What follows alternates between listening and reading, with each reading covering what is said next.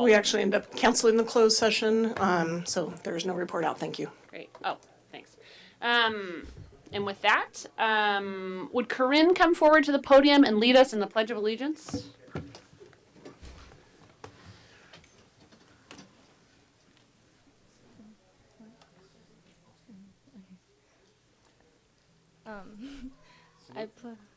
I pledge allegiance to the flag of the United States of America and to the republic for which it stands, one nation, under God, indivisible, with liberty and justice for all. Thank you. Can we get a roll call? Councilmember Cook. Here. Councilmember Hundley. Here. Vice Mayor Harvey. Present. Councilmember Agrimonti. Here. Mayor Harrington. Present. Thank you. Great. Are there any changes to the agenda? If not, can we have a motion?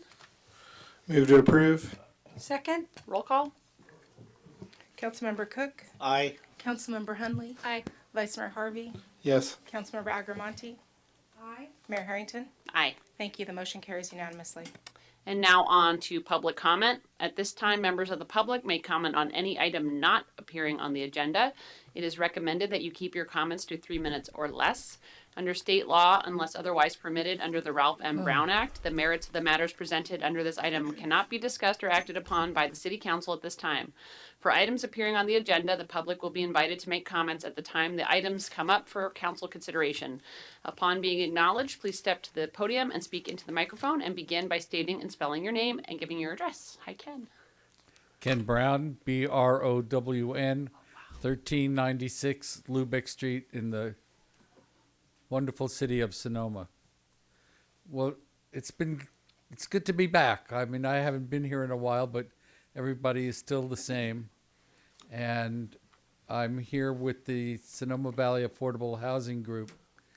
Just to let you know, we're on the job. We're doing excellent work in the community and beyond. And we will continue to do that work.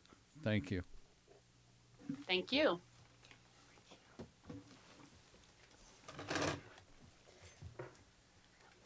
My name is Shelley Masters, and I live at 336 Banchero Street, which is 232 feet from a city notice announcing a possible 4G, 5G cell tower location.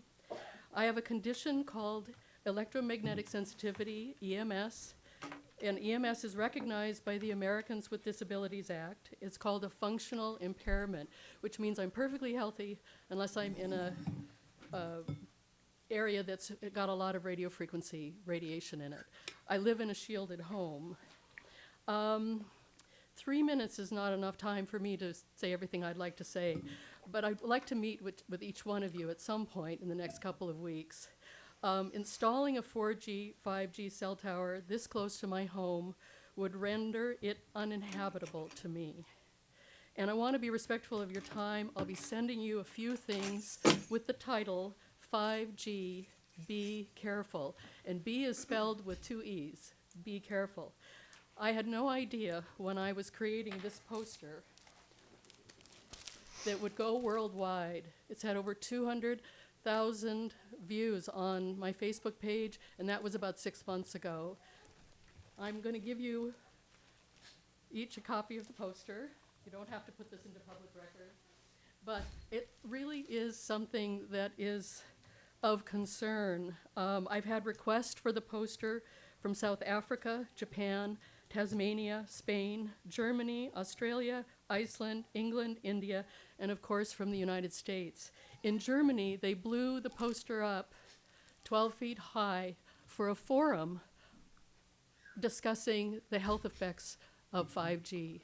And this is a subject that I think is really important to consider. I know things are coming up for votes right now, and I just hope we do the right thing. Thank you. Thank you, Ms. Masters. Hello, council members. My name is Laura Harvey, Sonoma, California. Tonight, I'm speaking on behalf of the Sonoma Valley Climate Coalition. The Intergovernmental Panel on Climate Change, IPCC's 1.5 degrees Celsius report includes a summary for policymakers, which we suggest that council members read.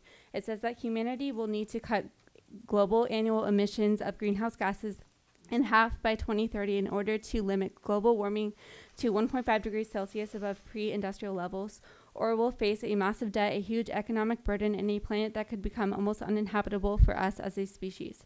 At present, Sonoma's greenhouse gas emissions are still rising. Even though your predecessors passed a resolution 14 years ago in 2005 promising to cut GHG emissions by 25% below 1990 levels by 2015. The resolution failed as Sonoma's emissions in 2015 were reportedly 8% above 1990 levels according to the RCPA, page 29. So we are pleased to see recent progress towards addressing our climate emergency here in Sonoma. We want to thank Council's Community Service and Environment Commission for working hard with city staff and our local volunteers. We are eager to meet the city's new sustainability coordinator. We know CSCC is drafting a resolution for city staff to declare a climate emergency next month, following in solidarity with other county jurisdictions.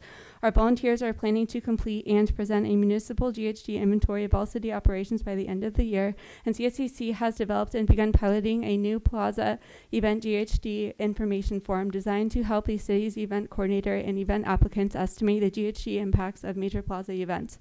Finally, at Sonoma City Council's last meeting on November 18th, citing consent calendar page 10, Sonoma City Council approved the Motif Napa to Sonoma Wine Country Half Marathon and Rosé 5K Run, which will take place July 18th to 19th in 2020.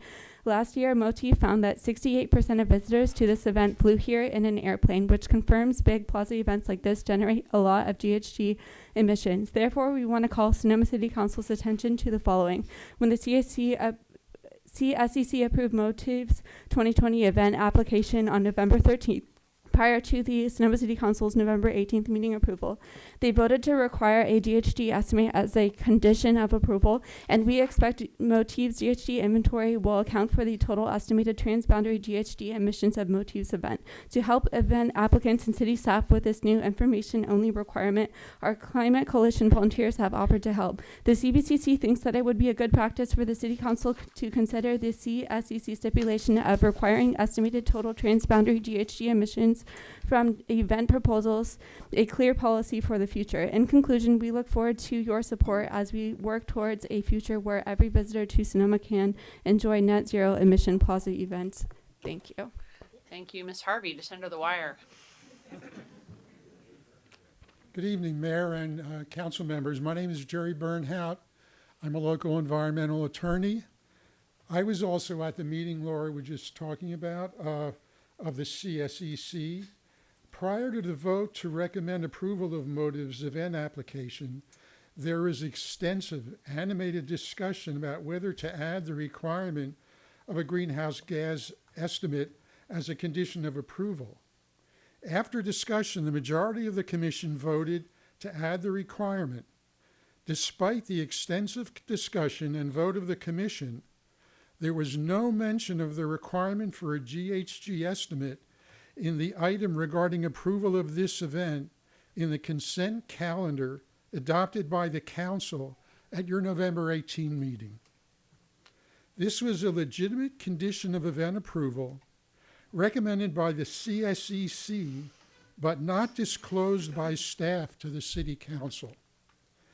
It raises the question whether the omission was inadvertent or intentional, and whether staff exceeded its proper role by not including it in the consent calendar. It also raises the question whether the condition of approval is or is not in effect based on its absence from the consent calendar. My recommendation is that the council revisit its approval of Motive's 2020 event application and make it clear to the applicant that the condition of approval requiring a GHG estimate recommended by the CSEC is in effect. Thank you. Thank you. Hi, Matt Metzler, 1110 Friar Creek Drive. In addition to volunteering as a Community Services and Environment Commissioner, I'm an avid bicyclist. I own a car, but in the interest of doing my part to avoid producing greenhouse gases, when possible, I choose to bicycle instead of driving. So I'm here because I'd like to point out how Sonoma streets are designed for car transportation and the many examples in which it is so difficult to get around town by walking or bicycling instead of driving. I'm just wondering, why is it easier to drive through our busiest intersections instead of walking or bicycling? Sonoma desperately needs more housing, and I applaud you for approving the new housing that's recently been finished just east of El Pueblo Inn. But it's insane that the residents there won't be able to walk across the street to get a burrito at Taqueria Jalisco or shop at Staples. Shame on Sonoma for approving those homes to be built without providing residents a way to walk across West Napa Street. I often ride the bike path from Sonoma to the Springs, and it's great that I see a lot more cyclists there than I did 10 or 20 years ago. The bike path crosses 3 streets between 5th Street West and Highway 12, Joaquin Drive, Juniper Acero Drive, and Robinson Road. These streets have very little car traffic. Why do we have stop signs on the bike path when there are usually many more bike path users than car traffic on these streets? Shouldn't the cars, which are spewing out greenhouse gases, have to stop when there are more bike path travelers than cars? To encourage non-motorized transportation, I think that the bike path users should be given the right of way over cars on quiet streets like those. And why do we provide streetlights for cars, but not like the bike path for cyclists and walkers? Why do we permit trash cans, delivery drivers, and construction vehicles to block bike lanes when they would be cited if they blocked car traffic? Due to trash day, we really only have bike lanes 6 days a week.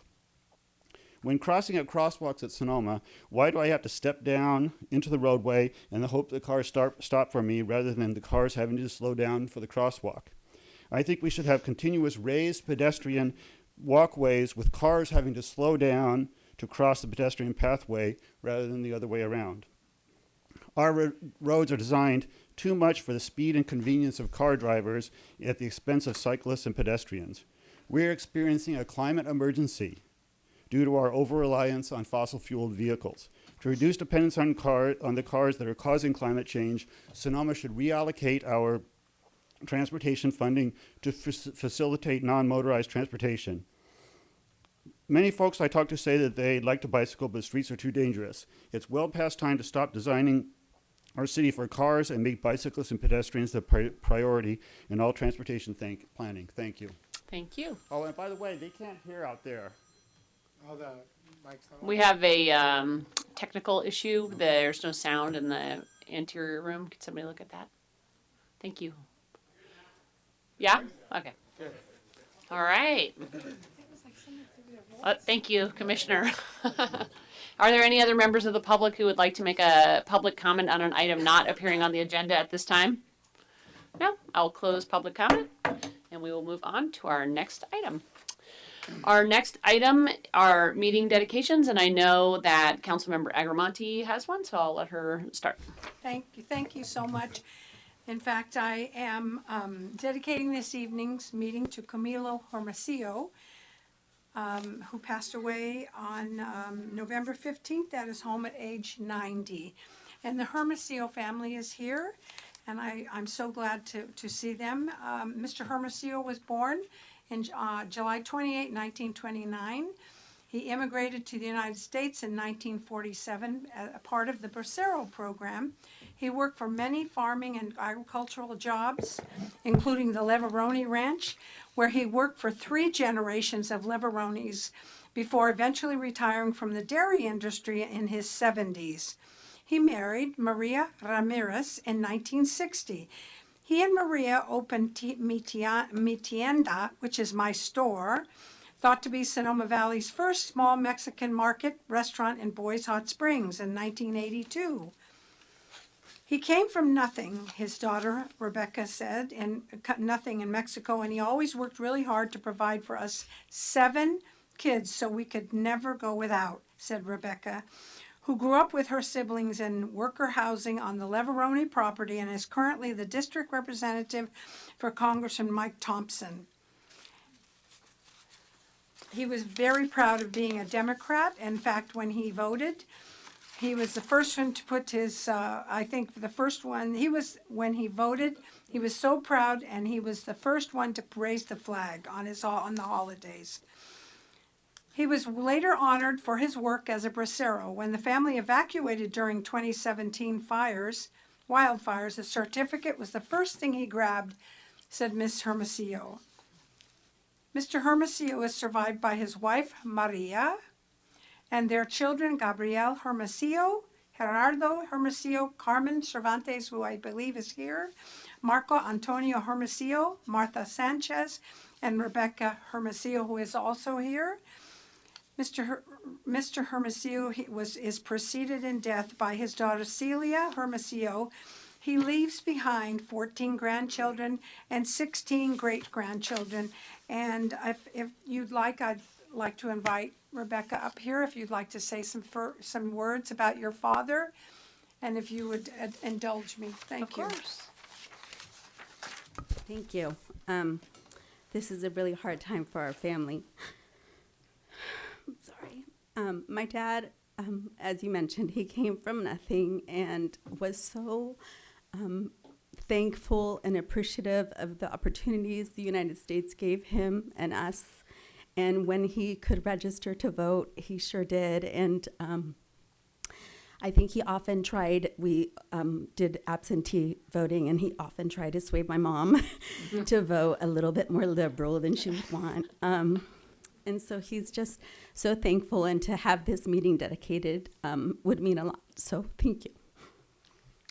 You're welcome. Thank you. I just wanted to comment, probably all parents feel the same way, that our greatest wealth is our children, and you are an incredible testament to your father with your community service, and you're caring for other people and for him. So I'm happy that we're able to dedicate the meeting tonight to his honor. Are there any other dedications or comments? Nope. With that, I will move on to our presentations. Item 3.1 is Celebrate Sonoma. And I'm going to turn it over to Vice Mayor Harvey in 1 second. I just want to remind folks what this program is. This is a program started by the City Council this year.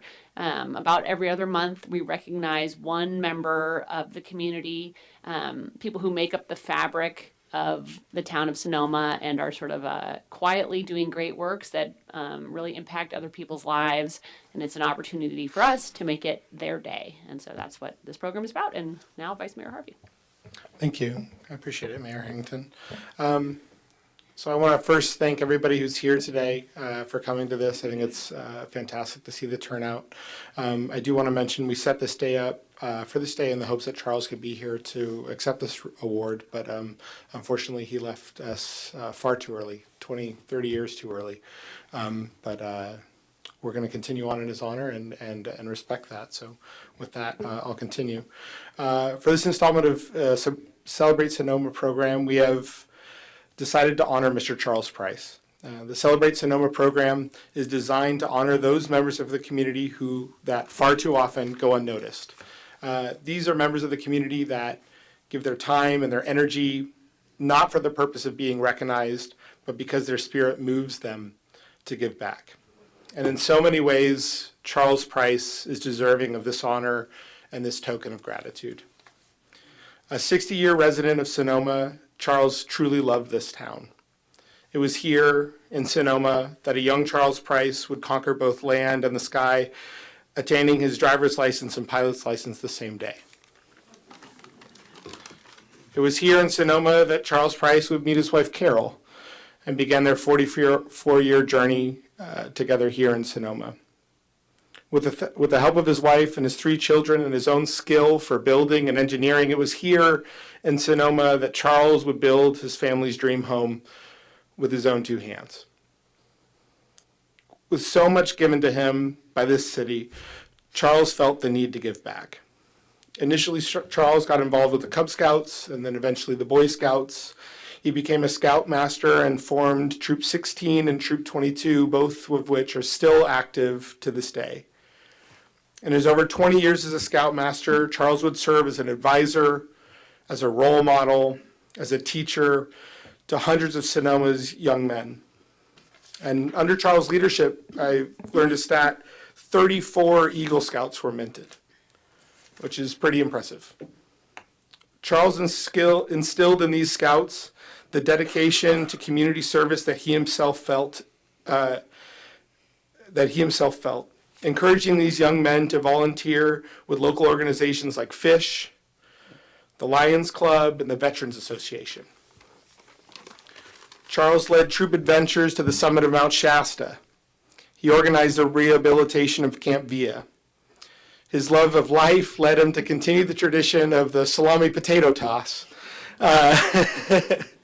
booth at the 4th of July and vintage festivals, a booth beloved by so many in our community, and my personal favorite activity of the year. I always try to get 3 salamis. Got to get at least one, otherwise you're just not a Sonoma man. We all know this. Got to hunt. In his professional life, Charles was also a community service. Over his 35-year career with Caltrans, Charles oversaw the implementation of the fast track system on the Bay Area's bridges. The metering lights on the Bay Bridge, and the development of the changeable time 2 signs on the 101 that alert motorists in real time as to what they can expect on their commutes. These systems are utilized by millions of Bay Area residents every year, and they have Charles and his team to thank for it. If you know where to look, the contributions of Charles Price are evident all across Sonoma and the Bay Area.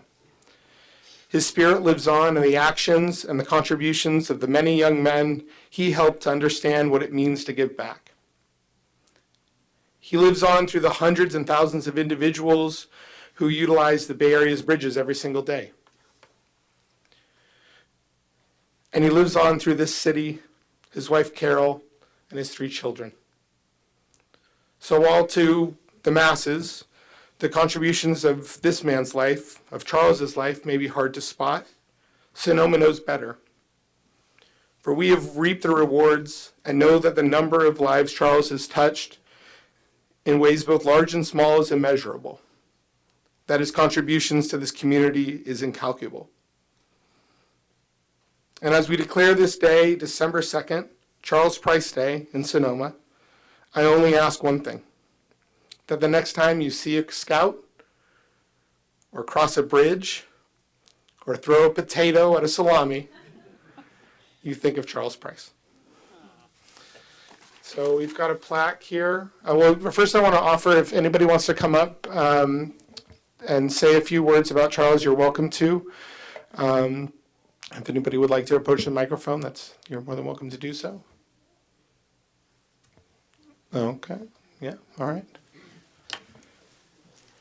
My name is Brian Aubin, and I'm the current Scoutmaster for Troop 222. And Charles Price has mentored me throughout the years when my boys became Scouts. And he was such a wonderful man and always full of teaching. I mean, I don't think he ever stopped teaching. You know, when I became Scoutmaster and he kind of stepped down, he was still teaching me from behind the scenes, and I would invite him to all the meetings, and he would come and still teach the Scouts. Just a wealth of knowledge and always ready to serve. I mean, that's what I remember most about him. He would step in a heartbeat to serve and help other people. So he passed that on to me, and I passed it on to my Scouts. So thank you. Thank you. Good evening. I'm Jeff Peterson. Charles Price and I, along with a bunch of other people, helped form Troop 222 here in Sonoma a number of years ago.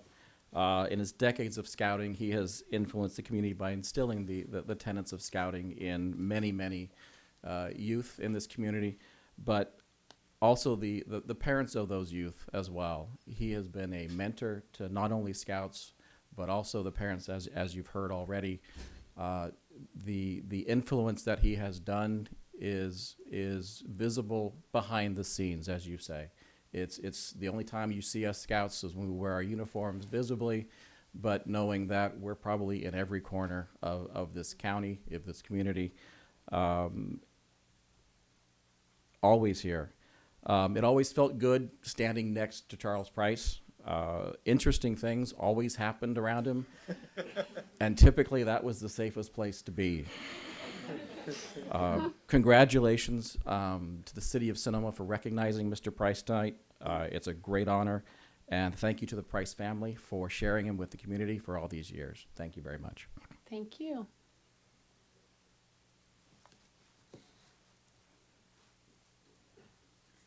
I don't do public speaking. Charles would have hated this. And we all know this. Charles, I put him up for so many awards, and he received the District Award of Merit. He received his Scoutmaster Awards. The Scouters know what I'm talking about. He was nominated for Order of the Arrow numerous times. He was put up for all of these things, and he was the behind-the-scenes guy. He was awarded these awards. We wear our awards proudly. He wore a blank shirt. He said the awards were meant for the Scouts. So he always made sure that his Scouts all earned their Eagles or whatever rank they so desired. They didn't all have to go up to Eagle. But it would be interesting to see, could the Eagles in the room stand up that earned your Eagle with Mr. Price? Wow. There you go.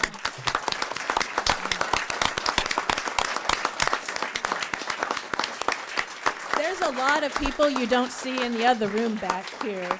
So, wow, they go all the way back. So he touched a lot of people in Sonoma. And a lot of these people aren't even from Sonoma. We have people all the way from other cities that are around here in our council area. It's just amazing. And he and I are the two that founded Troop 222. I knew we needed another troop, but there was no way I could do it alone. And so when Charles said, yeah, I'll come in and I'll help you, we were just like, thank you, because we had no idea what we were doing. And he came along and he helped us. And then when we left, he helped Brian. And now Brian's leading it. It is just fabulous. So thank you for recognizing him. Thank you.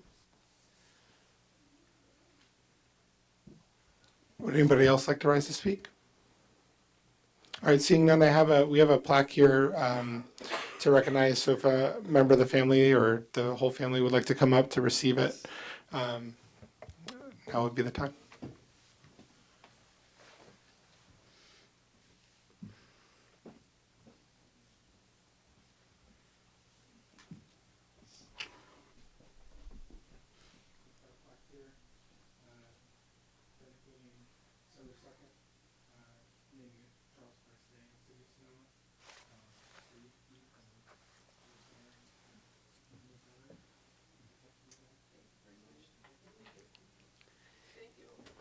Thank you.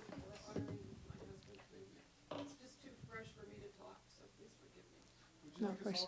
So we have a tradition that we take a photo and we ask everybody who's here for that to come into this side, down by the dais, and so come on in. Facing this way. Yeah.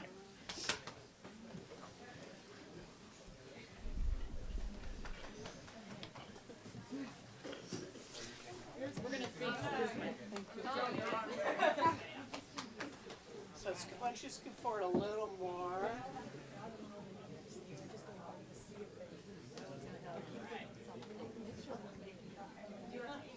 All right, everyone, keep coming forward. We want everyone who's out in the lobby.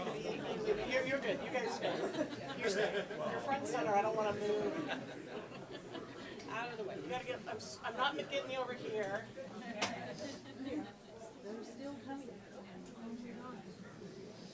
I can't go back any further. So keep coming on in, folks. We got a big crowd. Thank you. Get cozy. You're all friends of Charles's. That's great. All right. All right. So, Logan, what would be an appropriate thing to say for everyone? Boy Scouts? Seconds.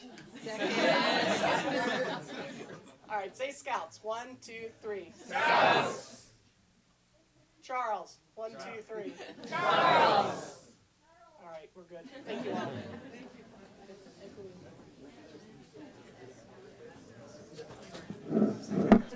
Did we have somebody here who was going to play taps for us? Yes. Okay, all right. Well, before we leave,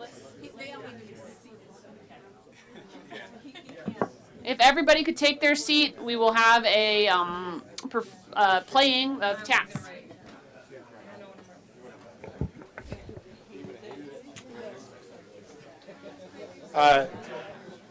Carol Price has also mentioned that people are welcome to join them at their home at 1475 East Napa Street. If you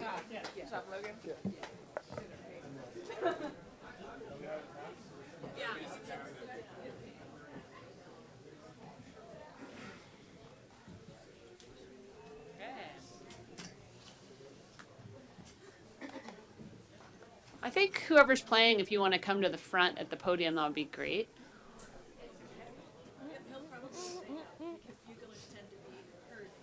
Oh, okay.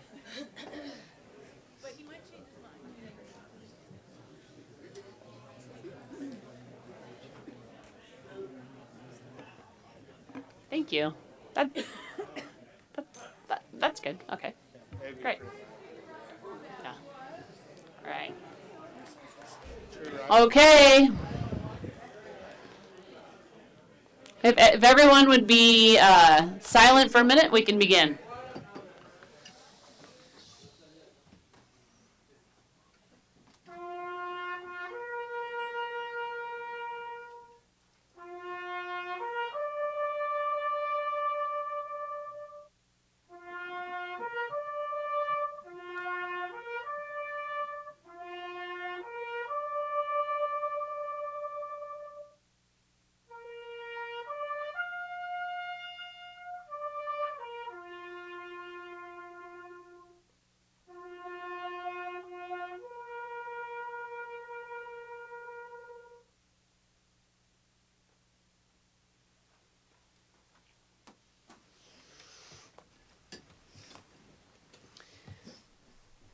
Thank you. And with that, I'm just going to take a 2-minute break so folks can leave the chambers and go on.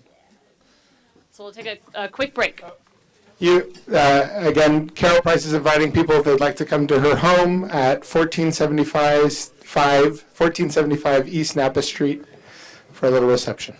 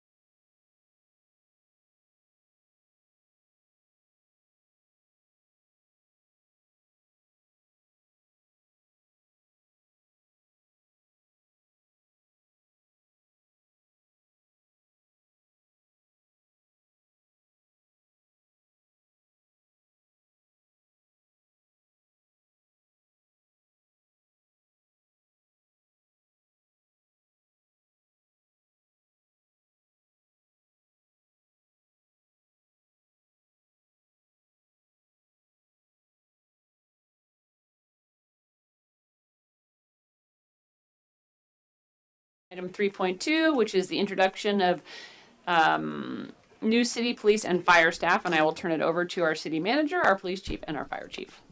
Thank you. And great, Mayor Harrington, I'm actually going to introduce Sue Casey, our Assistant City Manager, who will take a lead on this item. Thank you. Good evening, Mayor Harrington and council members. Tonight, we're pleased to be introducing several new employees, City of Sonoma and Sonoma Police Department employees. And we have 2 new maintenance workers that Colleen Ferguson is going to introduce, and then an administrative assistant that Rebecca Barr is going to introduce. And then we have 7 new Sonoma Police Department personnel that Chief Rodriguez will be introducing. I saw him out there, so yeah. Okay, so I'm going to turn over to Colleen. Mayor Harrington, members of the council, it's my pleasure to introduce our 2 newest members of our Public Works team to the council and the community tonight. Our newest employee in our maintenance section is Eddie Mendoza. Eddie's here. Yeah. Eddie grew up in Sonoma, graduated from Sonoma Valley High. I know it looked like last week, but before coming to work for the city, he was a truck driver. And he enjoys hunting, fishing, and spending time with his dog Turbo. And I enjoy having Eddie as part of our Streets Division team. Thanks, Eddie. And Welcome. and then we also have a new maintenance worker in our water team, Kevin Stovall. And Kevin has his wife Denise. He worked in maintenance for Sebastiani Vineyards for 37 years, Oh, wow. past 20 as a maintenance foreman. So we're delighted to have him in our water team. He was responsible for Sebastiani's water for many years, so he came with that experience to the city. But since starting with the city, he studied hard and passed the water distribution operator test, and so now he's a certified water distribution operator, which is really important for being part of our water team. So congratulations to Kevin and welcome. Congratulations and glad to have you. And with that, I am very happy to introduce LaTanya Bannister. She's the new administrative assistant in the city clerk's office and administration, and have her stand up. LaTanya returned to California after 25 years in Culpeper. She comes to us from Culpeper, Virginia. She spent the last 15 years working for an association of boards that manage different boards, so she had experience that was very welcome. She wore a lot of hats, including secretarial experience, administrative, public relations, marketing. Her last position was a meeting planner. And then prior to that, she was an office manager. Exciting to have her back in California. She was actually born and raised in San Francisco and was happy to come home. Her granddaughter had accepted being a student at UC Berkeley. And so she started this fall, and so it was a good excuse for LaTanya to come back to California. She has an associate's degree in business administration and is going to soon be pursuing her bachelor's and her master's. It's a simultaneous program from what I understand, so quite ambitious.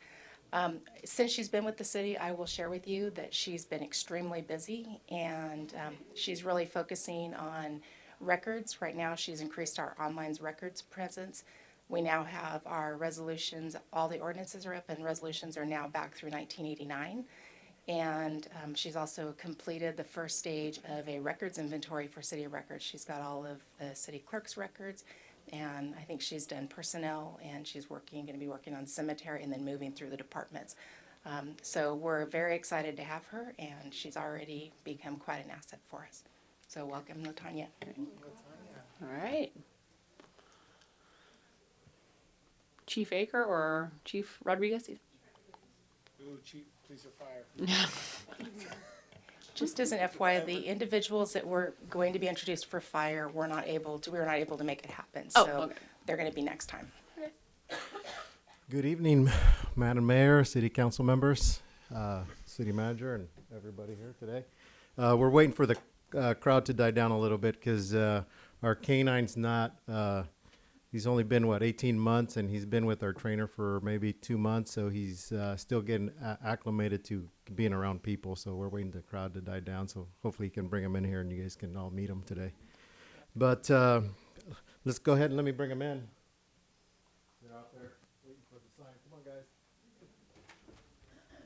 You went to go get the, can you go get her? Yeah. All right, come on in, guys. So I'm going to go ahead and introduce our newest members here to the Sonoma Police Department. They've some of them have been with the Sheriff's Office for a while. But first of all, introduce Sergeant Mike Barraz. He is well known here in the city of Sonoma. We started both, and Mike and I were one of the first PD officers or deputies that started here at the city of Sonoma in 2004 when we started the contract. I left in 2008, and Mike stayed till 2014 when he got promoted to CSI detective. But Mike started his career in the Marin County Sheriff's Office and then Mill Valley PD. In 2002, he came over to the Sheriff's Office. In 2004, he came to the city of Sonoma, became the first motor unit and traffic investigator. In 2014, he got promoted to CSI detective. And in 2018, he was promoted to sergeant. And then I snagged him over here to come back to Sonoma, which he is happy to be here. So, Mike Barraz. Nice to meet you, everybody. I don't know what else. I'm Welcome supposed to say. back. Thank you. It's good to be back. Thank you. Any words? No? You're normally supposed to say I how wasn't nice we quite. I look. wasn't quite prepared for a speech, but I'm here and just do the best I can for you. So thank you. Thanks. All right, we'll go ahead and skip Vito for right now because he's not, he's out in the car right now. But thank you, Mike, for being here. Next, we have Deputy Matt Hayes. Matt started his law enforcement career in Rohnert Park, so he knows a little bit about fires, but he loves being a cop more than a fireman, but we do appreciate him. That's right. In 2018, we grabbed him from Rohnert Park, and he got hired here at the Sheriff's Office. Started in patrol, went out for to the river substation for a little bit, and then he was reassigned to court security. And then from court security, we brought him out here to Sonoma PD. So welcome, Matt Hayes. All right. And next we have Deputy Tim Hughes. Deputy Tim Hughes started his law enforcement career back in 1990, Twin Cities Police Department. Actually, before that, he worked at our jail before that. So he started as a correctional deputy. Then he went to Twin Cities Police Department. In 1994, he went to the city of Santa Rosa as a police officer. Actually, Tim and I worked in narcotics together, and from 2000 to 2004. Yes, somewhere around there. So we were both working undercover. He was part of their SWAT team and VCI, so he comes with a lot of experience. In 2018, he got hired here at the Sheriff's Office and went to the main office patrol, spent some time at the river substation, went to court security as a bailiff, and then we picked him up here at Sonoma PD. So welcome, Tim. Next, we have Deputy Joshua Cooper. He started his law enforcement career in Mendel County Sheriff's Office as a correctional deputy. Then he went to Ukiah Police Department in 2013. And in 2019, he got hired here as the Sheriff's Office. We liked him so much, as soon as he ended his FTO program, we just brought him right over here to Sonoma PD. He comes with a lot of experience, a lot of police experience. So welcome, Josh. Welcome. Next, we have Deputy James Shipperly. Deputy Shipperly started his career here with us at the Sheriff's Office in 2017. I think I was in personnel when I interviewed Mr. Shipperly, and we picked him up then. He went to the main office patrol in 2018. 2019, he went to court security as a bailiff, and then we picked him up here for Sonoma PD. And then last but not least, you guys all met George before, Dun-dun-dun. George Magnalia. And everybody knows George. He's been here for a little bit over a year and a half now. And he was selected to be our new canine handler. And George got to participate in getting to meet several canines. And the way it works is they go out there and they kind of get to see the new canine, and whoever George and the canine kind of match up, it's like a date relationship. And whoever matches best, they get to pick their dog, and Vito actually picked George, right? He picked you, and they've been together for 3 months. Yeah. So Vito is he's almost 2 years old, a Belgian Malinois, trained in narcotics detention, suspect apprehension, and handler protection. So bring him up to the front. Cute. And I pride myself because I thought I was the only bilingual deputy or chief here in the city of Sonoma, but Vito only understands Spanish, so now we have 2 speaking bilingual officers here for the city of Sonoma. So all the commands are done in Spanish for Vito. Is that true? Should we try? Spanish command? Yeah.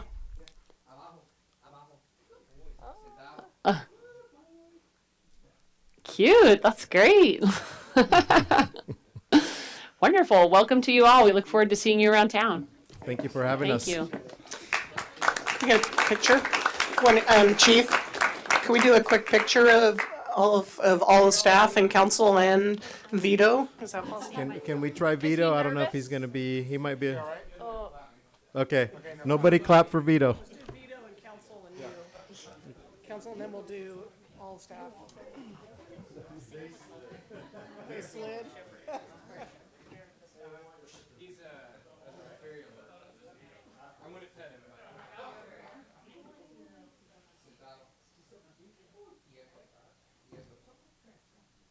Okay.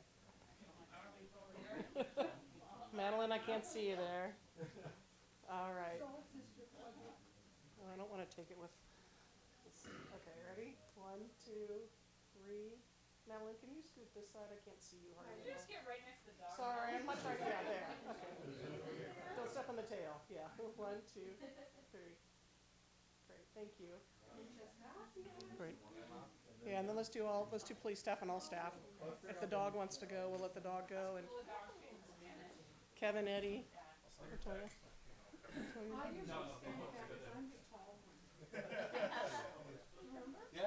Eddie, come on up and do. I think next to Vito, I'm the tallest. Okay.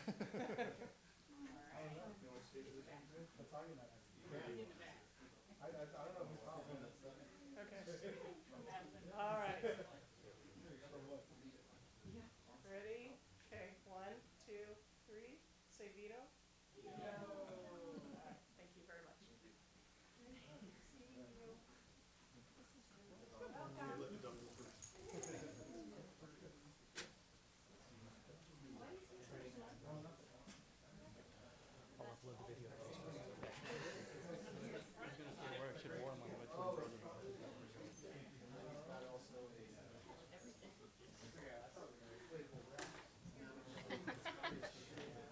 It's not an airplane. Well, thank you very much. Thank you. Okay. Now on to the. I know this has been a great meeting. And now on to the consent calendar. This is item 4. All items listed on the consent calendar are considered to be routine and will be acted upon by a single motion. There will be no separate discussion of these items unless members of the council, staff, or public request specific items to be removed for separate action. At this time, council may decide to change the order of the agenda. Are there any council members who have questions or want to pull an item on the consent calendar? No, I'll take it out to the public. Any members of the public want to make comment or pull an item? Seeing none, I will close public comment and bring it back for a motion. Motion to approve the consent calendar. Second? Roll call. Councilmember Cook, Aye. Did you want to pull one? Councilmember Hundley, Aye. Vice Mayor Harvey, Yes. Councilmember Agrimonti, Aye. Mayor Harrington. Aye. Thank you. The motion carries unanimously. Great. Now on to the regular calendar. Item 6.1, discuss, consider, and provide direction on 1, draft administrative regulations and draft application procedures and guidelines for commercial cannabis retail and non-storefront businesses that wish to operate in the city consistent with adopted commercial cannabis ordinances, and 2, potential cannabis business tax. And I will turn it over to the city manager and David Storer. Great, thank you, Mayor Harrington, members of the council and community. So tonight we're here to basically have talked with the council about a variety of documents that are necessary to do a request for proposal for cannabis dispensary. I want to thank Mayor Harrington and Councilmember Hundley, who worked on a subcommittee with us on some of these draft guidelines and documents. I also want to introduce Dave McPherson, who is a principal with HDL in charge of their cannabis business operations. And Mr. McPherson is with us today as an expert and will provide an overview for you on cannabis business tax, which is a place we need some feedback. And also has great expertise and can answer any of the questions of council community.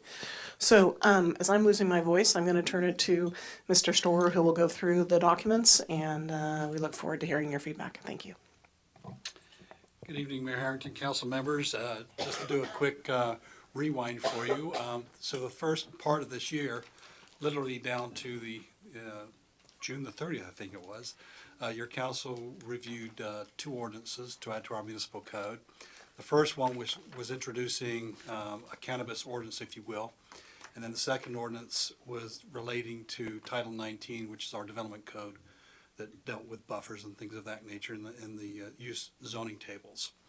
So the process that you went through during the summer, let's call it that, was where we, as a city or community, adopted regulations relating to 4 types of businesses, commercial cannabis businesses. Number 1, it was a retail, a non-retail, a manufacturing, which was going to be a type N or P, and the testing lab.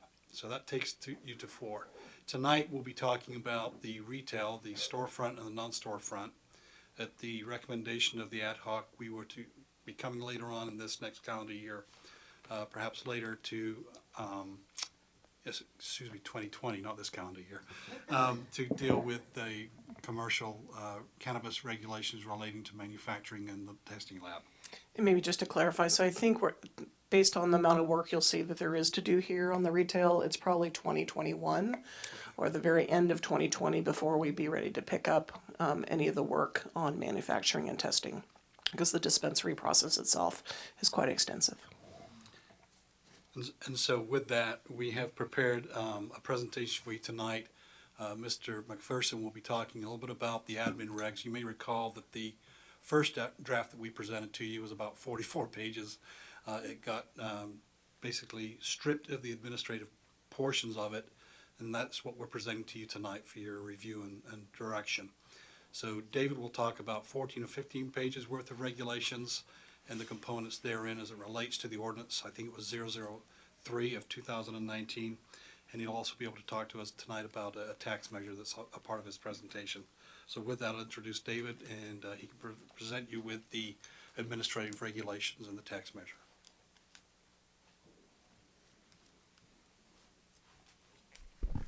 Thank you, Mayor, members of City Council. Again, David McPherson from HDL. Good to be with you again today. As staff has mentioned, one of the things that was done was to kind of define and break the different categories, that which has to do with the regulations related to the application and process and appeal component of this, and separating that out to kind of make it a little clearer and simplify the process a little bit. And in doing so, we try to mimic in the procedure guidelines, similar to the administrative regulations, really the flow process of how this is going to be completed. And with the ad hoc committee's guidance, we were able to get it to a detailed component of this. With that said, there was some changes that were made that were, I think, part of the discussion. I don't know if there's going to be questions associated with that or not, but we tried to break it down systematically with a few steps. The first step of initial ranking of points based on what we think are the priority of what should be looked at for consideration, that most of the criteria, security plan, safety plan, things of that nature are going to be both done by the state level, but also done evaluating it at a different degree. And it really boils down to 2 key components in there, which should be the volume of the points associated with, being the owner qualification experience and business plan and how they about to approach that. So that's in the step 1 component of there, which you have been provided. In the step 2 of that, of phase 1, is an interview process. We find that to be very critical, especially on the retail side, because of what's on paper is kind of a little bit of a beauty contest versus really getting to know the person you're interviewing or the businesses that you're interviewing becomes very critical, and that the committee, who knows the community a little better, understands kind of the things that are a priority to the city and the community, and then make sure, more importantly, that it's the best fit for the community as part of that process, is how step 2 is designed in that process. We've also put in here something a little differently, based on just trying to have some equity in the process, and that is, even though we established a bare minimum of 80% as a moving forward into the process, that is because that is what the state level is, what we would be reviewed as a minimum standard that the state wants. But limiting the numbers to the top applicants is what we were trying to get to, and in which case it was going to be the top 5, but we also recognize in some experiences that we've had other places where you can have a significant amount of good applicants, and so finding that location or where you cut it off, you may end up having 10, 15 applicants that actually do outstanding, and there's not a big separation for them, of where we've also said in here, or if an applicant gets 90% or more, that would be looked at for consideration. And then the third step is really bringing it to you for the outcome of both the scoring of step 1 and step 2 of phase 1, in order to bring that recommendation to you, and then moving it on to looking, if the council decides to determine which ones will go forward as part of the phase 2 process to look for property, and then be given 45 days to do that component of that. And so the other key component in here, which Can I just ask a quick question? Is there any slides that go with this? There's no slides. There's a chart, Oh, the flow chart. that chart is within the staff report that provides kind of the overview that he's walking I'm looking through. at that also right now. Is there any way we can put it up on the monitors? I don't know if I have some copies I know it's in the council packet. I mean, I'm looking at Yeah, it. let me see if we can. If get anybody that. does not have it, we're looking, Madeline, would you hold that up? We're looking at a flow chart, and I guess there's copies available if you don't have it. Sorry, go ahead. I brought 10. Sorry about that.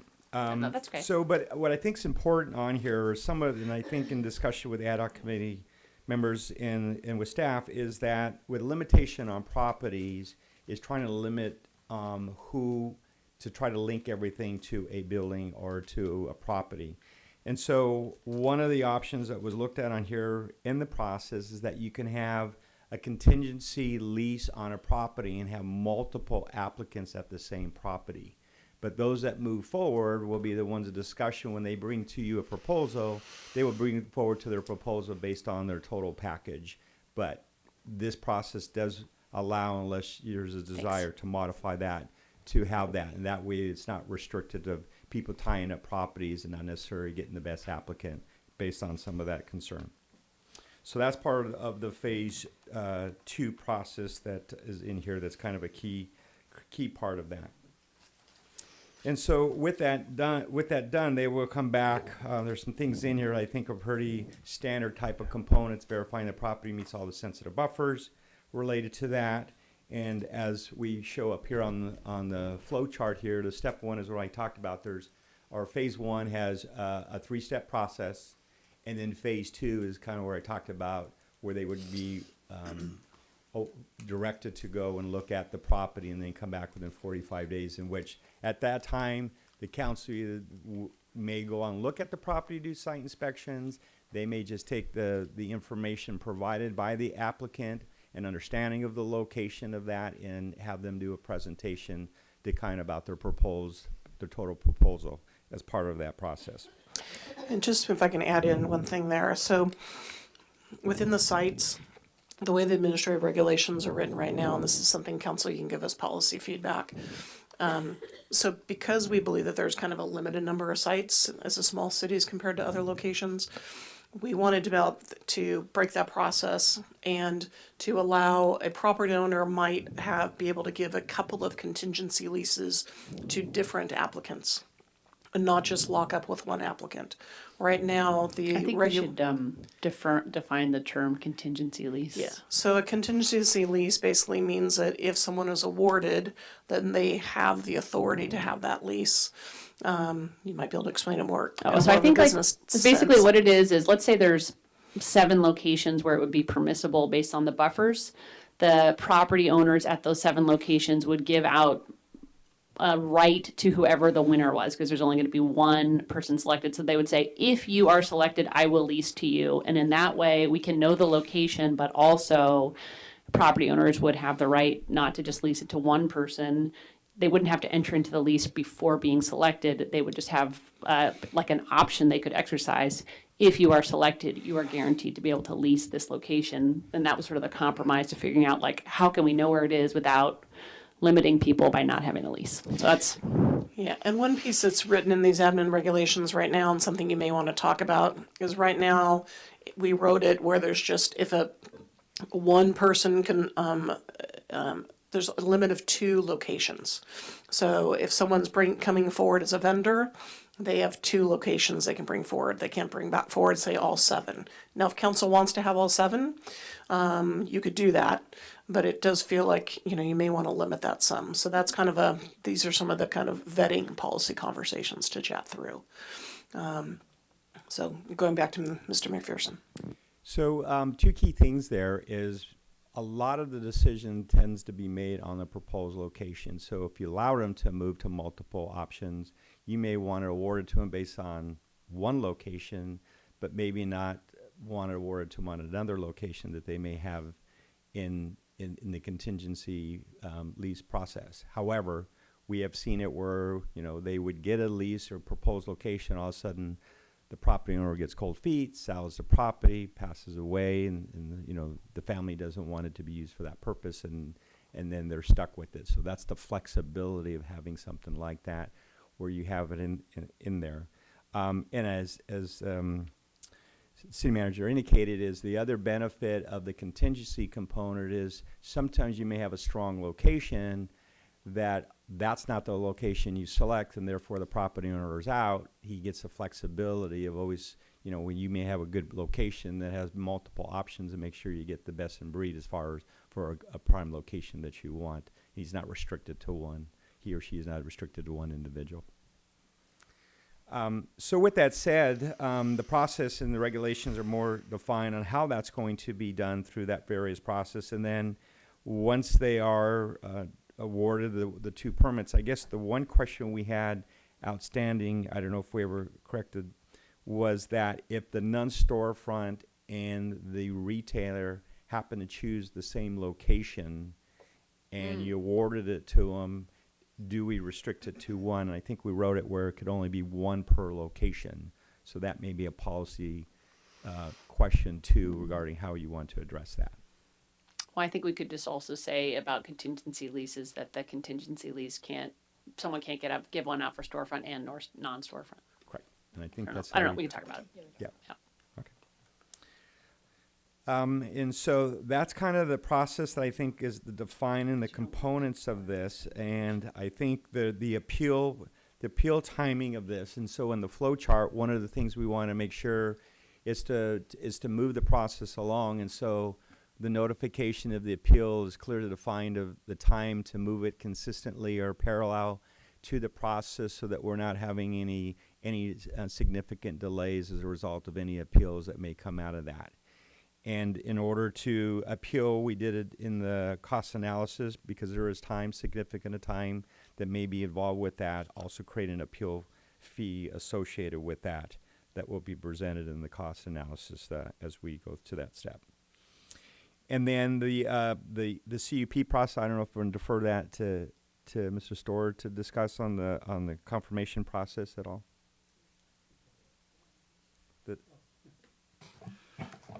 Very simply, the review of the planning commission will be the land use entitlement that will be this particular phase. In my contacts with folks at the county, they've been using categorical exemptions. that may kind of squish in the time, but assuming that that is the case, if we're using an existing facility, we can use one of the categorical exemptions, that would be the process that we would use. If, however, as we do the CEQA review, if we determine that a categorical exemption was not appropriate, we would be required to do an initial study, which could then culminate in a negative declaration, a mitigating rate declaration, or an EIR.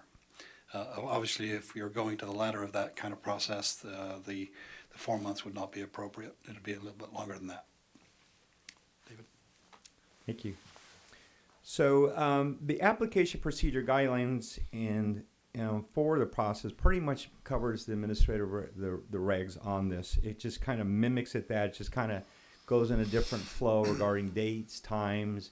There will be a web page related to any frequent questions. We will be posting them. We also make a note here, but it's a responsibility of the applicants to keep checking it in case there's any modifications to that and any information that may come up that we need to notify them, or questions will come up that we want to make sure everyone's getting a response to those questions for consistency and transparency in the process. And so the goal of that is mimicking that, and these dates are listed on here, so they could have some modifications based on any other dates that may change on us.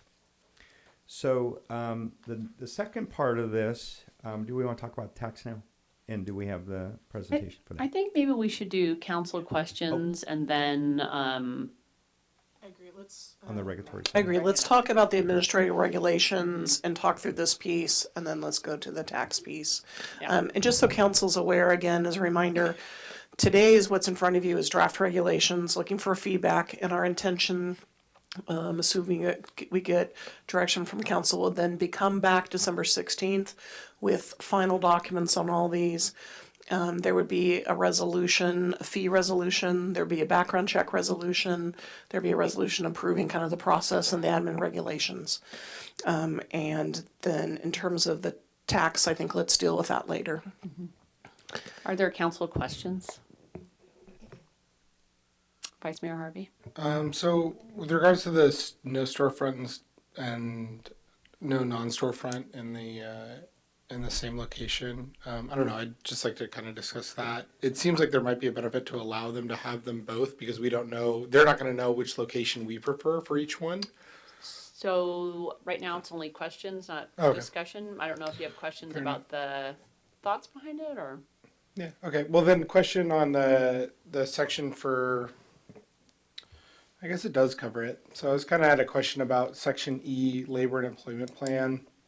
And if there was discussion among the subcommittee or anybody else about, kind of getting specific wages. I mean, it says the application should describe to what extent cannabis business will adhere to heightened pay and benefit standards and practices, including recognition of collective bargaining rights and employees. That's pretty good, but I wondered, is heightened pay going to lead them to give us specifically what they're going to pay their employees? Because kind of the goal is to bring high wage, high quality jobs here. If that's one of the goals, I don't know if that's something we'd want to include. Yeah, I mean, I think we didn't specifically discuss that, about what that topic wasn't raised. I'm happy to discuss it further. Go ahead. If I may, Mayor. So that's very critical, and I think it's up to the proposers to provide you different options, because they do have, for example, you may have someone, if they call them a bud tender. A bud tender's average wage is $16, $18 an hour. They may provide them $25 an hour with no medical benefits because it's difficult to get it for for the industry. And so they may have different models of how they do that. They may do that. So allowing them the opportunity based on what their business plan and their process is important to see that, but them knowing that what you're looking for is important to you, not only, in a two-step process, but also they got to come back to you to present that as well is going to be critical as in the final decision and in what they're presenting at that time. Yeah, I mean, I don't want to give them specific parameters on how they're going to run their business or what they're going to pay people, but just kind of having, if that can be revealed during the process, if we can know, are they open to collective bargaining? Have they joined a union? What are the wages going to be? Are they providing medical benefits? Are there, things like that? It's just, kind of general questions, I think. would be nice to have revealed. One thing I think would be important, and I don't know if we can include it, but I would prefer to select someone that already agreed to card check recognition of the union. So I don't know if that can be included or not. So state law says that if you have 20 or more employees that you have to meet and confer as part of the state law requirement. Card check is different than meet and confer. Okay. Card check means that you don't have to hold an election, and that if employees want to be part of a union, they just sign a card. And if 50% of employees sign that card, then they have the union without an NLRB election. I think that's great. And that is the standard of union-friendly businesses. So. Well, duly noted. Yeah, and if that's, as we talk through and kind of edits you want to make, if that's something the majority's council's interested in, we can add in some of that information. We definitely put within the proposal and the ranking some of the points. Labor and employment plan were two of the items that were called out under each of the different evaluation scores. Yeah, I saw that. And then just kind of the weighting. I guess it does make sense to me. I think it's important that the business plan be the highest number for sure. We want to have viable businesses that are well capitalized and things like that. Just questions. Okay. I know it's coming. After public comment, are there any questions? No. I think maybe we'll have public comment on this item. We'll break it out. Is there anything else in your presentation on this matter, this portion of it? Not on the regular. Okay, great. Okay, thanks. And I'll open it up to the public. Good evening, Council. Larry Barnett. I'm here as an individual citizen, but also, as you know, as a member of the Planning Commission. I didn't have a lot of time to go through this ordinance. I would ask your indulgence if I go a little bit over the 3 minutes. We spent many hours on that first draft of this ordinance, as you know, and there was a lot of discussion, so I want to go back and reflect in part on the language of this current ordinance and the original ordinance that we saw. There have been some changes. I'm going to make reference, and I will give you when I'm finished a page that highlights the section and the lines and the content of the actual ordinance that I'm talking about here, so that you can go back and refer to these as questions if you're inclined. I'm going to start with one on page 13, item C, where there is a reference to cannabis addiction. It's an inappropriate use of the term. It should be struck from the ordinance completely. Cannabis is not an addictive substance. There certainly are issues about use associated with cannabis and improper use, but addiction should be struck from this ordinance entirely. It's prejudicial, it's inaccurate, and it's improper. On page 11, and I'm just going to go backwards up my list, item E, there's an item. This is the page numbers within the ordinance itself. Yeah, 13 what? It's page 13, item C. Okay. Was the cannabis addiction. On page 11, item E, there's a reference to video surveillance. Where? My question about video surveillance, who's reviewable by whom and when? There's no reference to how this quote-unquote video surveillance is going to be used. I think it needs to be clear so the public understands who and how and when their picture may end up being looked at. On page 10, provision K, a provision to the public about the city's no smoking regulations. I'm not sure why you're adding this in there. Do you require that of places that sell cigarettes? I mean, this addresses a concern I had and a question and concern that the Planning Commission raised, is there are certain qualities and elements to this ordinance as a whole that feel very prejudicial and arbitrary and applied to this business that aren't applied to any other businesses in Sonoma. And I'm not really sure why. I consider it in the category of a bad attitude. And I think it's improper.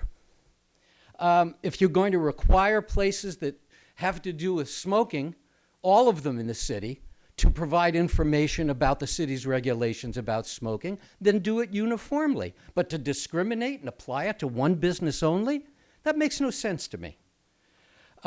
There's an issue about training, and that the training program, this is on page 10, item J, has to be reviewed by the city manager. I'm not sure why it is that the city manager is going to be reviewing a training program. I'm not sure if the city manager is a specialist on training of cannabis. I don't get the whole reference.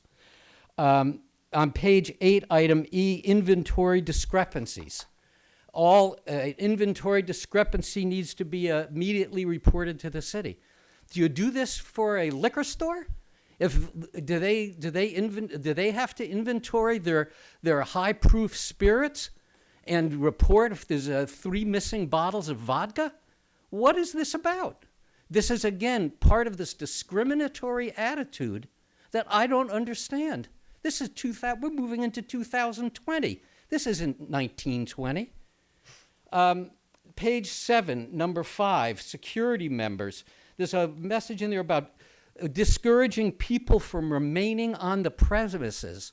Well, how are we defining that? I mean, if someone leaves and they run into a friend on the sidewalk, they're not allowed to stand there and have a 5-minute chat? What is that?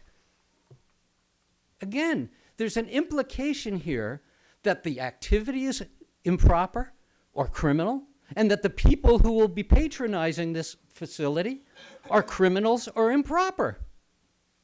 I don't get the attitude. Have any of you, any of you have ever been in a dispensary, it's old people.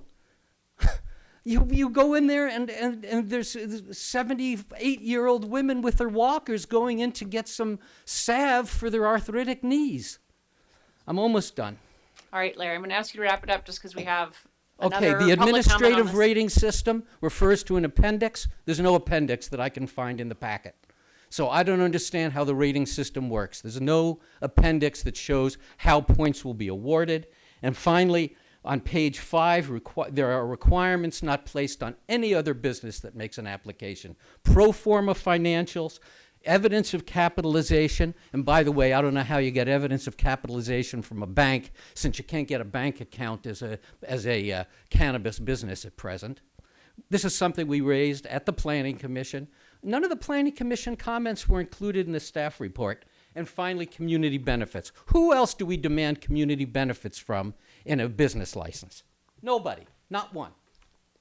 Thank you, Larry. Good evening. I agree with a lot of those points, but it is, the industry is quite used to this, to be frank. I'm going to speak specifically on the application process. Can you give your name and your address? Yeah, my name is Eric Pearson, and my address is 19 Ramona Avenue in San Francisco. A few months ago, I addressed the concern of too few spaces to lease for a retail establishment, and that requiring an applicant to have a location will likely result in an out-of-state operator who can afford to pay unreasonable rent, the result of a bidding war over a few available properties. And this will not result in the community of Sonoma getting an operator with local ties and values. This current draft process attempts to solve the problem. However, I believe it falls short. The ordinance is currently written to allow all applicants that score 90% or more to move forward with the site selection. A likely outcome is that council will have 15 or more applicants qualified to bring forth a property for final selection. Of the few viable sites, there are 1 or maybe 2 that are clear winners. Last time I checked a few months ago, there were 2 available sites for rent that were potential. When I actually contacted one was in conversation with a multi-state operator to go into an option to lock up and tie up that property. Okay, so there's just not a lot of property out there. There will be a lot of competition for these couple sites, and the rent for these will be bid up to the highest bidder and not necessarily a local, experienced, and community-conscious operator you're trying to find. Out-of-state, and in some cases out-of-country operators do not need to have a profitable business model that requires reasonable rent. These publicly traded companies will sell stock to the public on valuations based on top-line revenue projections, of which a win here will add to their projections. These companies do not need to focus on profitability, thus can pay whatever rent guarantees them to win. We propose that the council find 1 winner through the competitive process, ask them to bring forth multiple sites, as many as they can find, and then award the permit based upon whether or not one of these sites is suitable to the council. If a site is not suitable, then the council can look to the runner-up to propose a different site if it's available. And with that, we sent a letter, I'm not sure it got to you, but we actually went through the whole ordinance over the weekend. and compiled a whole list of bullet points and whatnot of changes that we think We did not get would that. be helpful. We only sent Or it I- a few. We Oh, sent I- it a few hours ago, so I've got hard copies of it here. May I? Sure.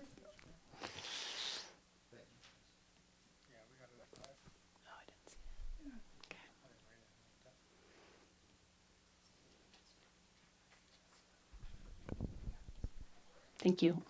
Never get this to be where I want. Josette Bros Eicher, 110, here, 110 Loma Court. Looking at the timeline, I realize there's no way that a dispensary will be open before November 2020, and now even more so with the concerns I'm hearing being brought up tonight, because, you know, Dave has picked through because he's the techie guy, picked through the whole thing. And so I realize the city has to go through this process, and there's no way that this timeline can be accelerated. But here are my concerns. I was involved in a couple of ballot measures, one that needed to go on the ballot and one that did not, given that the city council had already acted on the issue with a reasonable compromise. What I observed during the time leading up to the elections was a lot of misinformation going out and a lack of understanding of what was actually on the ballot measures. I hate to see this happening again with cannabis. My fear is that people will not understand that the city is really committed to getting a dispensary up and running very soon, and vote for a ballot measure that will take control of regulation away from the city and give it to the ballot measure's author. They may see the ballot measure as the only way to get a dispensary in Sonoma. If the ballot measure passes, we will have a business that will play into the hands of those that are fearful of cannabis and having a dispensary in the city. The city's plans and regulations will ensure the dispensary is well run, and the city will have control of issues if they do come up.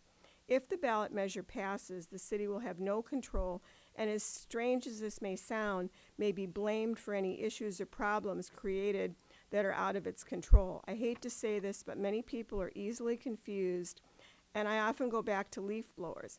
I found in the course of this thing that people did not know that the city council had passed a compromise ordinance to allow electric leaf blowers and regulate uses and hours. The yeses and nos confused people, and some thought they were voting for a ban when they were actually allowing gas-powered leaf blowers.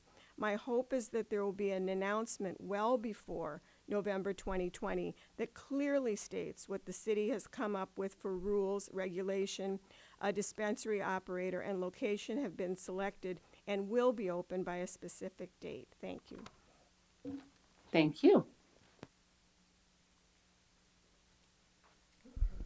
Hi, David Eicher, also of Loma Court. I have to agree with Larry. And going through the regulations, it was very difficult, almost impossible to figure out which ones are required by the state of California, the law of the state of California, and which ones are the city adding on. I think the city should add on just minimal. One of the things I do agree upon would be the odor control. I think that's important. But other than that, all of these other, the video surveillance and, everything else I think is really overkill. Something else I'm not sure in the criteria for selecting a vendor, the retailer might be, can you give preference to local groups rather than conglomerate corporations and such? I'm not sure if that's possible to do or not, but something to look into. And I sent off an email pointing out a couple of inconsistencies, like regulation section 5, paragraph F, number 1 and 2. Number 1 does not allow 18 to 20-year-olds with doctor's recommendation. But then, the post a sign, the sign says you're allowed with the doctor's recommendation if you're 18 to 20 years old. So that's inconsistent. There's also some inconsistency in section 6, paragraph C, in terms of medical cannabis card and a doctor's recommendation. In some places, I think there's actually 3 places where it mentions this in the regulations. Some it says medical cannabis card and doctor's recommendation. Some says or, and another place says and or. I don't think you should require a medical cannabis card, just a doctor's recommendation, because there are a lot of people that don't want to register with the government that says, hey, I am taking a federal Schedule 1 drug here. So you should not require the medical cannabis card. So either doctor recommendation or the cannabis card. And briefly, and I think it said you're going to be taxing CBD from hemp. Pharmaca sells CBD products from hemp. CVS sells them in other states and probably will sell it soon in California. I don't know. I'm not sure how that could even work. So thank you. Thank you. Anyone else? Seeing no one come forward, I will close public comment and bring it back to staff for a discussion. Oh, we'll bring back to council for discussion of this item. Councilmember Hundley, excuse me. Thank you. There's certainly a few other details to work out, but I think that compared to we were the last time we talked about this, I think it's moved forward a lot. With the location question, this is something that we've talked about a lot because on the one hand, I don't want to put people at a disadvantage because of a location requirement because I think it is going to be very difficult. And I was wondering if there would end up being some sort of bidding war, but then I was thinking that maybe that landlords would want to cast a wide net, but then if they knew they had a really good spot, then maybe they could. So that is something that I am very concerned about. The upside of having the places, the locations, or at least a couple of places prior to selecting the one storefront dispensary is that I think it can make a huge difference into where it ends up. And there are some places where it will be a lot more successful. And the thing is, I don't even know, like, I think it would be hard for people to guess what the best place is. Because, like, I don't know what other people would consider the best, which is something different than I would. So that is something I'm concerned about. And if it does end up creating sort of a playing field where larger companies would have an advantage, then I would rather just put that at the very end in the land use process. My legal question I have is just from more of a land use side. It seems to me like you couldn't require someone to bring in a menu of locations and pick one, because if it satisfied your zoning laws and such, then basically I don't see how you could say no. So I don't know, that part confuses me. So I know that's going to be a topic of conversation. And for a lot of these, I think things like process-wise for the application are sort of like, I would say, the number one priority. And then as far as like operating things, I feel like whenever we end up with who we get, it's going to be sort of like a process of settling things out to be realistic. So I think the sort of the process going up to operating is sort of the priority for today. So there's a couple other small things on my list, but Did you want the city attorney to address that question? Any opinions on that? Could you say we pick our number one and we say bring us 5 locations and we get to pick one? If it's a legally permissible use in that location based on the buffering zones, and they come forward with a location that we think is not ideal but is a legal location, could we reject the application based on not liking it? I think if you have reasons, for example, it's often the case then that an existing structure, even though it may be in a legally permissible zone, does not have the security requirements that you may want. You want to have a definite separation between where the customers go in and out of the structure as opposed to deliveries. They may not be able to accommodate that requirement that's set forth in your rules and regulations. So you need to have some reasons to do everything that you do, because your ordinance requires that your decision be reduced to writing. So I think if there are reasons that support, factual reasons to support rejecting a particular location, even though it's zoned properly, I think that would be legally supportable. I was also thinking of housing, where it would be a lot more challenging to knock people's housing options off the list because it's commercial. I wonder if Mr. McPherson has any kind of Because just housing experience. laws are a lot stricter than commercial laws. Yeah, just experience-wise of doing this with about 1,500 businesses is that the property becomes critical on your, just like any other store or a bar or a cafe. Is, you know, we have one example where a store has a quarter of a mile on a right turn that's backed up to people getting to a retail dispensary. And so not having proper parking, proper traffic flows, concerns regarding public safety of kids driving, you know, walking to school, even though it's 1,000 feet or 600 feet.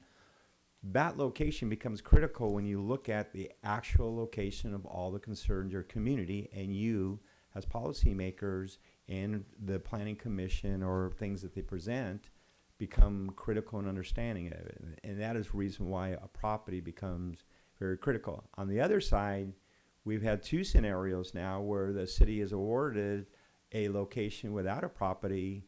And in the case of San Leandro, they went 4 years awarding one to Harborside that couldn't even get a piece of property.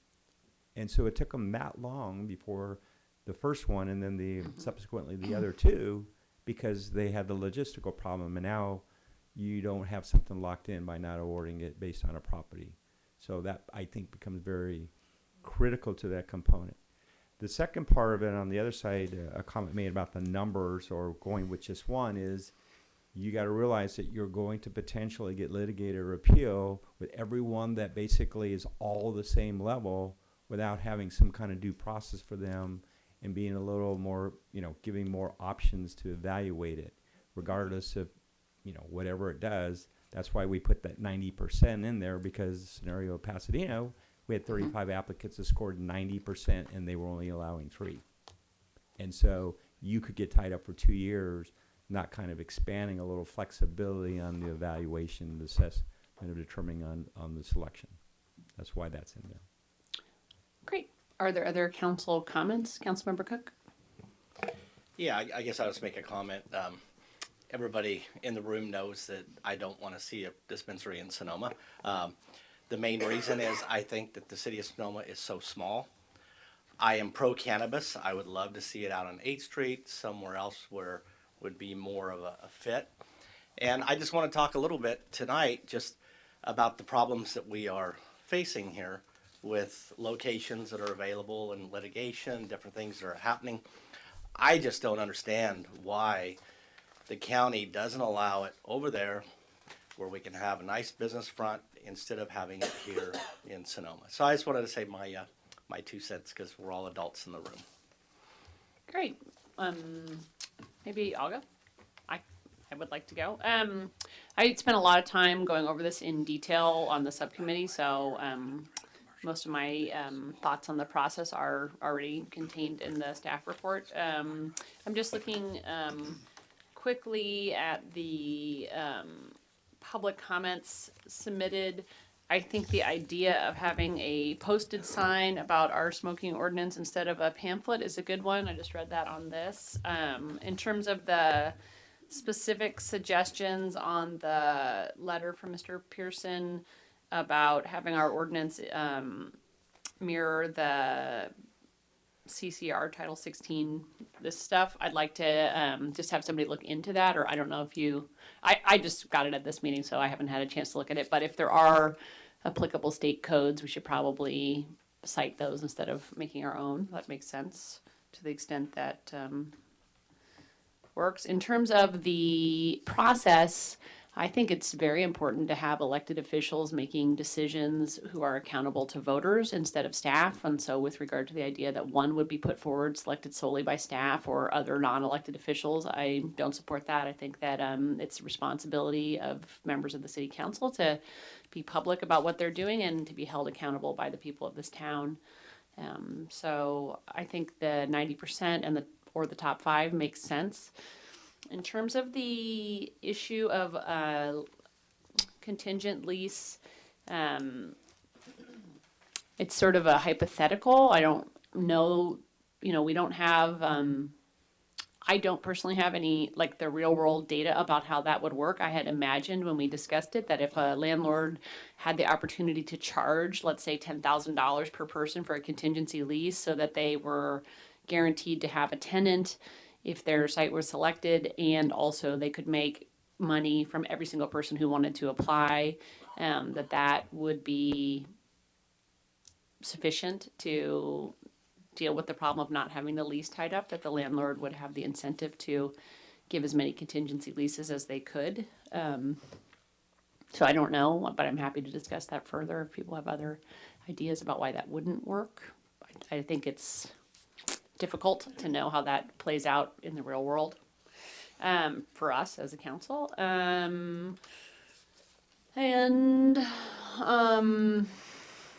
I would agree we should not have the term cannabis addiction in our ordinance.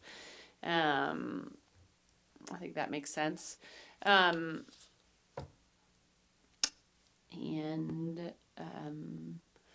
Other than that, I think it is really important for the first dispensary to be the best possible business we can have, so that we can allay the fears of people about what this looks like and show that it is like any other business for our first time out. So I think these extra steps are good for our first entry into having a dispensary in town. Okay. Oh, can I just ask a question for staff? 1 second, Madeline. Is there specific feedback that you need from us at this meeting? Are there specific items that you want us to, like, kind of a straw poll on? Yeah, yes. I think in general, we're looking for, is this the process you want to use? This kind of two-step process, number one. Number two, kind of generally how things are weighed on points. That would be good too. There has been quite a bit of kind of last minute public information that staff has not been able to review nor review in any detail. One option for the council might be that we put all these pieces together, and again, you still might have a subcommittee if there's questions, and we work things back through with the subcommittee if there's any kind of additional changes. That's maybe one way to deal a little bit with some of the input we're receiving tonight. So maybe we'll do general comments on it, or, specific tweaks that somebody wants to make, and then number two, take a straw poll on those items. Okay. All right. Okay. Councilmember Agrimonti.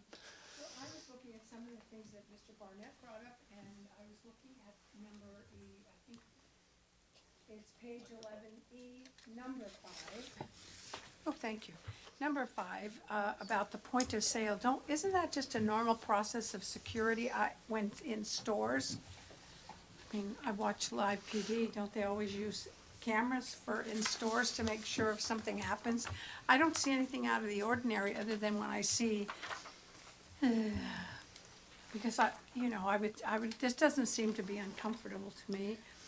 And there's the other one, I think that is a little draconian. I can't find these. Thank you, Amy, about the smoking regulations. I think that certainly makes sense. I can't find cannabis addiction. I'm having trouble still finding things in here. But I think that was it. So maybe the question that was brought up in public comment was that on page 11, item E, video surveillance, it doesn't say who it will be reviewed by or when, and is that a term that we should include in this? Is it just for their records and, Yeah, so the first draft of the regulations or the ordinance actually had quite a bit of it. It was laid out where the city manager could review at any time, et cetera. That was a recommendation from the first consulting team. We've got feedback from council, and we've kind of pulled that out. I think the regulations, I'll look at Mr. McPherson. Yeah, I believe we removed that. Yeah, so at this point, and I don't legally, are they required to have some kind of video surveillance based on state law? Yeah, state law requires that they have surveillance, and upon request that they must provide it.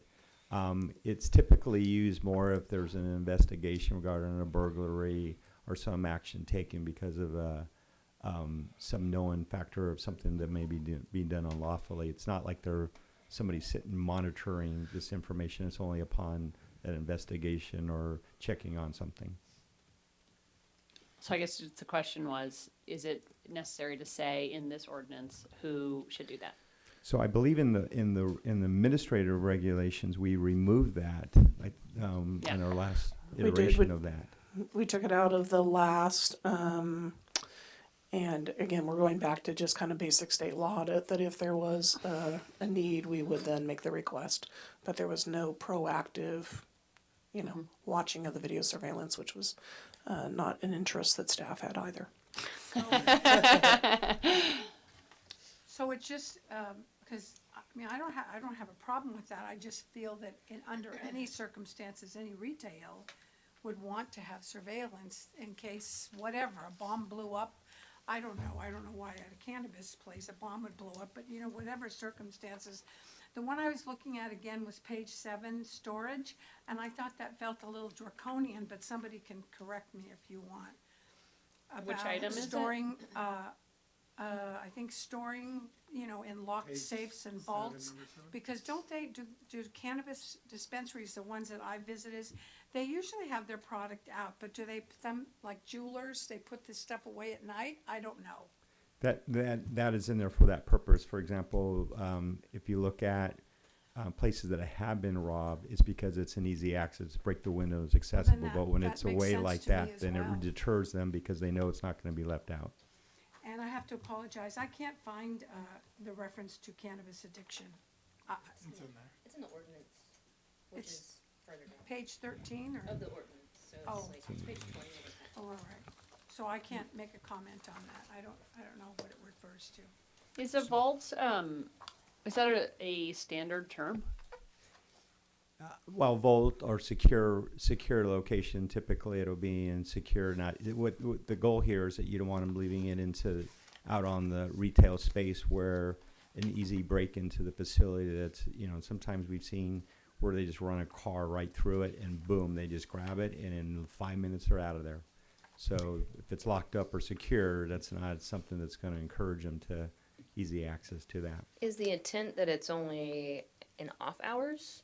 Yes. Because the way that it's written, it seems to be all the time. So maybe that could be clarified. We'll take a look at that. One thing I mentioned to staff too is as we go through this process and we find things that need to be fine-tuned, I have not seen a regulatory ordinance a year or a year and a half later, especially with state regulations changing, that you're not updating things that are done that. So there may be some things that are not preferred, but not necessarily going to change the world to readopt an ordinance if you were trying to delay a process well. So keep that in consideration as well. I think that's a good point. Vice Mayor Harvey? Yeah, I'm happy to strike the reference to cannabis addiction off the record. I kind of disagree as far as the smoking ordinance. My concern was that when kind of I brought this up, or I feel like I brought this up at our last one, was that this is largely a tourist-based economy. We're going to have a lot of people coming here for wine tourism, and they're going to do some cannabis tourism as well. And I do have a concern that there's going to be people who are unaware of the laws, think that they can smoke their cannabis outside because this is California and they're here from Florida or wherever they're coming from, and they don't know what the laws are. And so, I know that applies to cigarettes too, but I just think that this is kind of a special piece. So I have concerns about that, and I would like it to be, my personal preference, I don't see why there can't be a slip of paper that they're handed and it's put into their bag or whatever. I personally think that's better than having a sign on the door that they're going to walk right by because they're excited to buy cannabis for the first time in a legal way. So that's kind of the reason that I think that piece of the ordinance should stay in place. As far as and I'd be fine if you handed that with a cigarette too. What are the other pieces? As far as the bidding war and the whole piece about how you're going to handle property and all the rest of that, I think there's really no way that you're not going to take the power out of the landlord's hands here. And no matter what, if we said you had to have one location and choose one location at the very outset, then you would have landlords that would raise their prices that had the best spots to try to choose one candidate. If we have them If we have them come after, then once you're the selected candidate, they may try to raise prices on you in that instance to try to hold you off. I think that what you guys have thought of is actually pretty good, because it allows them to have multiple people that are going for their spot, and it kind of creates a level playing field. And as they're looking at the different applicants, they're not going to know which one of them is going to be the one selected. And so if I were a landlord, I would want to have as many options as possible to be the chosen spot. And then there's kind of a little bit more competition. I don't know. I think it's hard to take it out of a landlord's hands and to defend against that. But that's the situation we find ourselves in. I would be open to hearing other solutions and other ideas, but that's just kind of my 2 cents there. I do think it's important that we square up the points raised by Mr. Eicher about whether or not we're going to allow 18-year-olds with a cannabis card to enter. I think that is kind of a weird discrepancy that we should shore up, because it does seem like we're kind of saying both things. Yeah, it's kind of my main points. What else is there are people upset about with this? Yeah, the rating system, is that an appendix that's coming later? Is that not part of the ordinance? It's part of it. Okay, yeah, I thought so. You know, I was thinking on the straw poll, why don't we put the process up and take a straw poll on that, and then for the rating system, maybe we can put that part of the packet up and go through it, have a separate discussion about it. Yeah, okay, I think I'm good. Okay, so we have the process in front of us. This is the proposed process, and maybe let's take a roll call about whether or not we want to adopt this process. Is that going to work, City Attorney? Yeah, okay. So can we just do a roll call on it? What? Of course. Well, just this question, I mean, to Logan's comment, there could be a huge difference, because before the process, if you say it's down to 10 or 5, and you have to have at least 1 or 2 to have, if it's an out-of-state company with a lot of money, and they want the best place, or they want to knock like 4 places off the market, they could be like, listen, I'll give you $5,000 a month starting right now if you promise you do not sign a contingency lease with a single other business. And they can afford to do that, and then they push everybody out of the way. If they get it, that's awesome, but if not, you know, they probably knock someone out of the running for a good location. This gets back to another point that It's all was about raised. like power. That's the concern. Yeah, is there a possibility that we have local or smaller business kind of controls on this, or can we put any brakes on that? Can we put any Oh, like kind a of preference? Yeah? Can we have a local preference, or an operator that's operating in Sonoma County, or has less than this many stores, or whatever moves think- less than this much product? I'll let Mr. McPherson talk. I mean, part of the process we're trying to lay out for you here is so that phase 1 brought you the best applicants. And then then they went and got the site.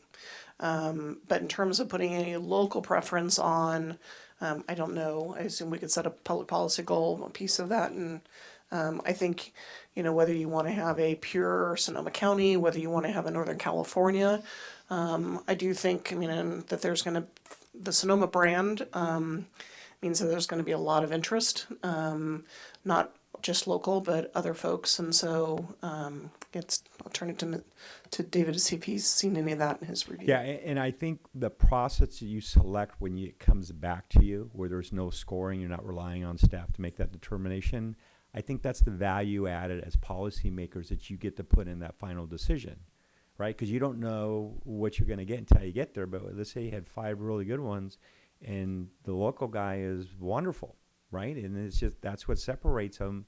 That's your policy decision to select that and your reasons why, and you can weigh that significantly in your decision process when it comes back to you in that final selection. But we can't.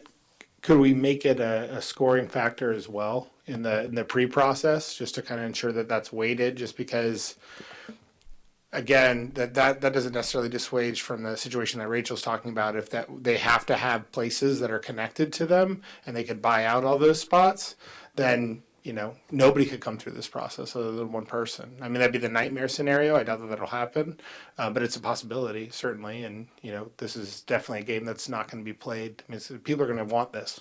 Sure, and So- you could do that, but then you could have the opposite where now you don't get 5 solid applicants because the weight brings it below that, and now you use that as a thing that's the problem is when you overweight something in that level is you don't get the best applicants to come to see you, but your final decision can be made based on that in consideration. Okay. I mean, I'm interested in seeing how we could break this up and make this part of part 2. Maybe I would like to defend. I would like to make it possible for people that are quality operators that are well capitalized and decent, but not the largest operators in the world or in the state, I guess. I want to give local people a shot. Definitely, I want to make sure that we have an open shot for people that are, born and bred in Sonoma County, have paid their dues here, and that represent that are also premium and high quality. So Yeah, I don't know. I don't know how to do that. This is the question, Yeah, I mean, local would be one aspect of it, but also just the size of the business. I mean, if you look at the size of the businesses we have in Sonoma, it's not. So I think the local, having that on the front hand would probably be difficult because then you have to define what local means and how far away, and then also, I'd like to be able to be open enough to get some, diverse types of people applying. But but my concern is just I don't want somebody there's a lot of money to be made to come in and like tip the system. But then maybe that scoring would take care of that. I don't know. It's difficult. I guess there's no way to, because once it starts happening, we'll be able to see what it looks like. But it's like this might be. there's always going to be problems in policy making, right? We're always going to. I guess the thing I was thinking is that with a contingency lease, let's say 15 people want to apply and each one has to pay $10,000. Then the person who is the landlord is receiving $150,000 for nothing, right? Just for the option. And so I feel like that is a balancing factor. Instead of entering into some lease, they're getting $150,000 for owning the property, and then they will have a lease at whatever rate is the negotiated rate, which I imagine will be high. And I think now that we're talking about it, these discussions are so reminiscent of the tasting room issue. It's the exact same thing. It's like limited number of people can do it and limited number of spaces. And how can you control the real estate market? You can't. And so I think I know there was some concern at the time we made the buffer zones that it was possible that one of the locations that could be selected was relatively close to a school. And so I really want to make sure that there's no chance that the ultimate location would be near a school. I think that would be a disaster. And so I'm very concerned about that happening. So I don't know. I guess, are we prepared to vote on this process now, or does it need to have further discussion? Or Can I maybe ask Mr. McPherson just to talk, I think step 3, I think you all can understand in phase 1, you got step 1 is kind of that paper rating. Step 2 then is the interview committee, and we're bringing forward the top 5 or any of 90% above. And then the step 3, we're going to bring in the most qualified. And, I know Mr. McPherson has seen samples where literally there's been 150 applications and like the city of Pasadena and litigation, et cetera, and different clients. So maybe if Mr. McPherson could talk about step 3. So, if that's 5 applicants, that's a lot easier to get your arms around, right? But let's pretend that's 10 applicants. Let's pretend we get 30 or 40 applications. I don't know. I don't know this business. But if we do get a larger number and council wants to, at step 3, if you want to limit that number down, because again, it's more than just 5, what does that look like for the council? I just feels like that's a piece I want you to make sure that we've got some clarity or understand. If it's 5 or 6, but if it's 10, do you really want to send 10 folks out to get sites? Or what's that process look like in other places? I guess the opposite question is, if I can have a loss leader on the site, then I can pay anything, then I'll just lock up the sites, and then the top companies will lock it up, and even if we give a permit to a local person, they're not gonna get it anyway. So, I mean, there's no, if that's the game and you have unlimited money to spend, then you'll do it and there won't be any sites and someone else can get the permit and you won't have it and they'll just wait 4 years and then the time will come up and you'll have it done. So I don't know that you can strategize your way out of it, but anyway, sorry, go ahead. Yeah, I don't know if there's a real solution to it, because I mean, when it comes to step 3 about the numbers, I guess how do you reduce that numbers? And again, we were trying to restrict it to say on there is that maybe if you get to a point and you've got 10 or 15, is maybe then at that point there's a determination where to reduce that number, you then give those bonus points to, you know, local city or county to, if you need to reduce that list. And if someone pops in that's on that list, it could change it to you to get the 5 or 7 versus 10 or 15. And that could be a step. This stuff just there. happens in cannabis though right now, right? Like people are going out and getting land permits to do grow operations and then they're just sitting on the land and selling the permits. I mean, this is just what's kind of happening. And I don't think that we're necessarily going to come up with the perfect solution to it. And this is just kind of policy making and it's messy and it's hard. And I think that you guys have come up with a good attempt. And if somebody comes in with that much money and is able to mop up all these permits and block it, I mean, what are we going to do? I think no matter what, if they have that much money, they could just go in and get in a contract with every single place that's possible regardless and just hold on to it if they're at that level. So it just seems like, you know, we want to defend it as much as possible. If you have a better solution, I'm happy to hear it. But, you know, my other concern is that if we take too long and run through this process again, then we're going to be, you know, it's going to be January, we're going to be talking about this again, and then we're really not going to make our mark. And so at a certain point, we do have to kind of pass something. And this has been talked over, you know, before I was on council, it's being talked over again. You guys did a lot of work. Staff did a lot of work on this. HDL did a lot of work on this. We've heard public comment. And at a certain point, we have to push the go button on this thing. So. And the market's gonna do what the market's gonna do. It is. I mean, It is. Capitalism. Councilmember Hundley? Thank you. I would say that it is more important to do it right because we could get sued and it would lock it up for years anyway. My primary concern is having something that is the most defensible. So going to your comment about what to do if you end up with too many people at step 3, I would like for it to be reduced before it gets to the council because I think that having too wide open, it would be harder to have specific reasons why this is the person that we can then defend our decision by. So I do support that. And as far as, I mean, you're acting like we have no influence on any of this. Like going back to tasting rooms, like there was a reason that we did that, and it's because it made an appreciable effect on the market. I am still talking. So my only concern was if we were doing something that was going to make it more challenging for certain kinds of businesses, because, you know, I would like for the smaller businesses, maybe those with smaller models, to be able to be more competitive, but I mean, I would say more important that would be something that's more defensible. So do you have an opinion on one way or the other as to being able to justify our decisions and where we put the location requirement? It sounded like from earlier that if we did have the location going into picking the person, then that could be like a really solid justification in part for picking one or the other. Well, as I mentioned before, we've had scenarios that occurred where there was not a properly identified, and then when they selected it, the concern is now you made a decision where they pick a property that's, or one, they never get a property, or two, they pick a property that you've already awarded to them and you're not happy with, or as a community. And being it as part of, you know, the land use component of it is critical as far as that decision process of where they end up for multiple reasons. And so I think that is a key component of it. Where you put it in, and I think part of what the ad hoc committee was trying to do is try to simplify and streamline it, and at the same time concerns of people paying a lot of money. If I'm paying $25,000 to release a piece of property for, you know, for a year, not good. But if it's reduced to a short period of time with that decision process made, it helps out a little bit depending on when they get into the game. As far as defensibility, clear and define is critical on this.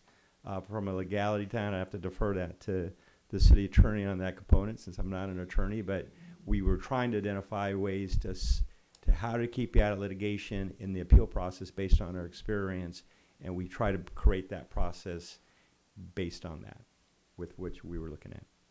I think David's next. Councilmember Cook? Yeah, I think we just have to come to the conclusion that the city of Sonoma is too small for this process. And this is what we've been saying for probably the last 20 years with different council members that have been on here. When we took out the teen center, when we took out the library, and we took out all these circles that I think should have been in there, it would have been all circles. And I tell people that we look out in the unincorporated area, and there is a lot of room. That all, once you look at all the comments and the questions, they all go away. Because what we're going to do here is we're going to do over-regulation, which is going to make it more difficult. And then if you get a bad actor coming in here and sewing up Sonoma, and that's what we're all discussing here, and to me, that scares me. I don't see any reason why this council doesn't decide to leave this process for a later date and try to get something else in our unincorporated area that would make sense, where you would have the security, the parking, you wouldn't have the traffic issues and all that. Those are my 2 cents, and so I will be voting no for this process, based on those criterias. And then Madeline, then Logan, and then Madeline. The urgency here is that we do have a competing ordinance to allow unlimited marijuana dispensaries with no regulation whatsoever in the city of Sonoma, and that is qualified for the ballot, and that might pass, and I think that would be terrible for this town. So we do have, I think, an obligation, especially given that something like 62% of people voted for adult use cannabis in this town, to figure out something sensible so that people aren't left with the only choice of unlimited marijuana dispensaries. That would be, I think, very irresponsible of us to allow that. Logan.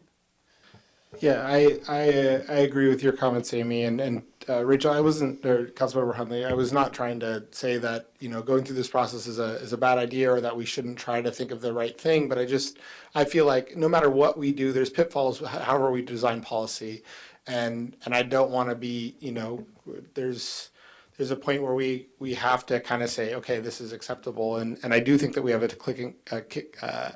ticking talk. I didn't even say that right. Ticking talk. Ticking clock. There's no water in there, thank God. So I think we do at some point have to do it, and I think that there is smart regulation that we can do. I think we've largely come to it. I think that we've decreased a lot of the regulation, to the barriers to entry. We've heard that if we remove the site, there's pitfalls there. We've heard that if we have multiple sites, there's options and pitfalls there. So I'm ready to vote for this. I think that's fine. It would be great if there were spots in the county, but I think that the citizens want one in Sonoma. They've put up an ordinance that is going to be on the ballot, and we don't have the option to not go with this, because I think that would pass if we didn't do anything, and that would be a travesty. Councilmember Agrimonti. Sure, I just have a question for you, sir. Madeline, microphone. Whenever anything, business comes in, is there any norm that you see, is there a percentage that make it through these, these regulations, or any of the, anything that they have to, do you have a norm? It's like 20% will make it through, or 58%, I guess I wanted to know that. Sure. If this was 2 or 3 years ago, I'd say about 30% of them don't make it through because they just don't put a good package together or really understand regulations. We have a little more normalization. We're probably seeing more of maybe a 10 or 15% either failure to that it gets to the 80%, or thereabouts in there. We've had some processes that, you have 15, 20 applicants and all of them get at least 80%, which is good because that's at least the base at the state level.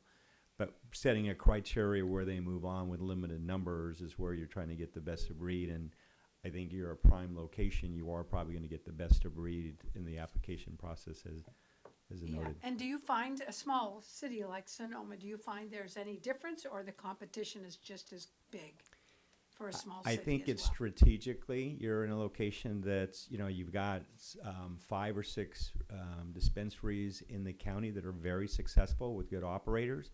And I would assume that they're going to be putting in for this because there's interest there. and then those within a certain radius are going to be looking at it. So there is a good interest here, and there's a value added for a business to be here that's already got another operation somewhere. Councilmember Hundley? So on the location issue, I mean, I guess I'm prepared to move forward with the 2 locations prior. But I guess we have until next meeting, if anyone else out there has ingenious ideas. And then also going back to the thing about the little flyers, I think it could be more flexible because we're requiring someone to hand out a piece of paper to every single customer every single time, even repeat customers. So perhaps we could have some sort of more broad requirement that could have flexibility in execution, because that's a lot of paper. Maybe it's new customers. I'd be happy to do that, or, you know. Yeah. I mean, something that would allow either people to only give it to new, or they could ask people, "Are you aware of the city of Sonoma smoking?" But something that would not require them to literally give this thing to every single person. That's fine. And then I have a question about the bags. There's these like double seal bags. Is that a state requirement that they have to give those to-go bags that are? Yes, there's requirements for exit packaging, and then depending on what the state requirements are, they have to meet that in order to what they provide. So it's not, walking out and exposed or access to it, while you're walking down the street to eating edibles like gummy bears. Just as a side point, I work in waste management, and they had cannabis at one of the outside lanes in San Francisco, and they had to give these bags away at the thing, and there was just a garbage can right next to the main thing that was just completely full. They had pictures of it. There's like 2 garbage cans completely full of these bags. They're totally useless. There's no reason to do it. You could do it with a paper bag. It's a weird thing, but that's the state law, so we have to do it. That's what I was asking. Councilmember Agrimonti, did you have a comment? No. Okay. Can we have a straw poll, just a roll call vote on so the vote is yes or no, do you support the process which is before you on the monitor? Roll call. Councilmember Cook? No. Councilmember Hundley? My one qualification is step 3. I would like for it not to be a lot of people. So something that is more focused, because if there was 15 above 90%, I don't think that'd be helpful. But otherwise, yes. Vice Mayor Harvey? Yes, and I would like to see some kind of a limiting factor there too, to like 10 or so, if that was possible and legal and wouldn't lead us in litigation. 9, is that better? 5? No. I worry about the litigation piece, so. Councilmember Agrimonti? I'd like to preface it, I have to stay with how I've always voted, and that's no. I really respect the process that's being looked at, and I appreciate Mr. Barnett's questions, and I guess, as you can see, some I felt were some draconian regulations. So I do have this human side to me, but I'm not really interested in a dispensary here. I don't care where it is. I just don't want it in this city. And if any ordinance is hits us in the future with respect to any number of dispensaries, I will work to the death to get those out of here. Thank you. Thank you. Mayor Harrington? I have a quick question before voting. So with regard to the issue of being sued for not allowing people to go forward, if people have the right to appeal not being put forward, why couldn't we just have the top 5 with preserving the right to appeal? Why would that not be effective? You could, and I think that's a good sound number, and that's why we provide it to you. Mm-hmm. The goal really is that if you can get to there, you're going to eliminate appeals because people felt like they don't have to go to that other step of the appeal. I'm just saying, if we had top 5, and then if you're not in the top 5 and you think that's wrong, you just appeal. Correct. Yeah. Okay. And that's fine too. The goal would have been that you would maybe reduce to 3 to 5 or 6 appeals because people will move farther in the process. Oh, because an appeal is more difficult than just allowing all the applications to come forward. Yes. You got I see. that whole process that you have to do. I see. Okay. So you're avoiding appeals. Correct. I see. We're discouraging. So That's appealing, yeah. just on this question, I'm kind of actively brainstorming here. Part of what we're trying to do is be transparent about here's the process and here's the points and the weighting, et cetera. But let's just pretend we got to step 2 and you have 10, which is maybe more than what council wants to see, but you have 10 that have over 90%. So another option, if we put something within the regulations that said, that prior to bringing you who the folks are, if there are more than 5, staff would return with a process or an additional kind of somehow getting some sense of what do you want to be weighted, or we bring you that group of 90, but then you're telling us things that you want to weight. I don't know. I'm trying to figure out how So it's to like kind of. in the event that we have more than X number, then the second level of criteria will be X, X. right. So, and maybe we don't have to determine that until now, but again, there is this tension, I think, between wanting to be transparent and fair, obviously, and also not knowing what our world's gonna look like. So I'm actually just kind of raising that. I mean, is another option just within the process to be clear at steps 3, if the city has more than 7 above 90%, the city council reserves a right to place additional criteria, or the city additional criteria to reduce the number to X.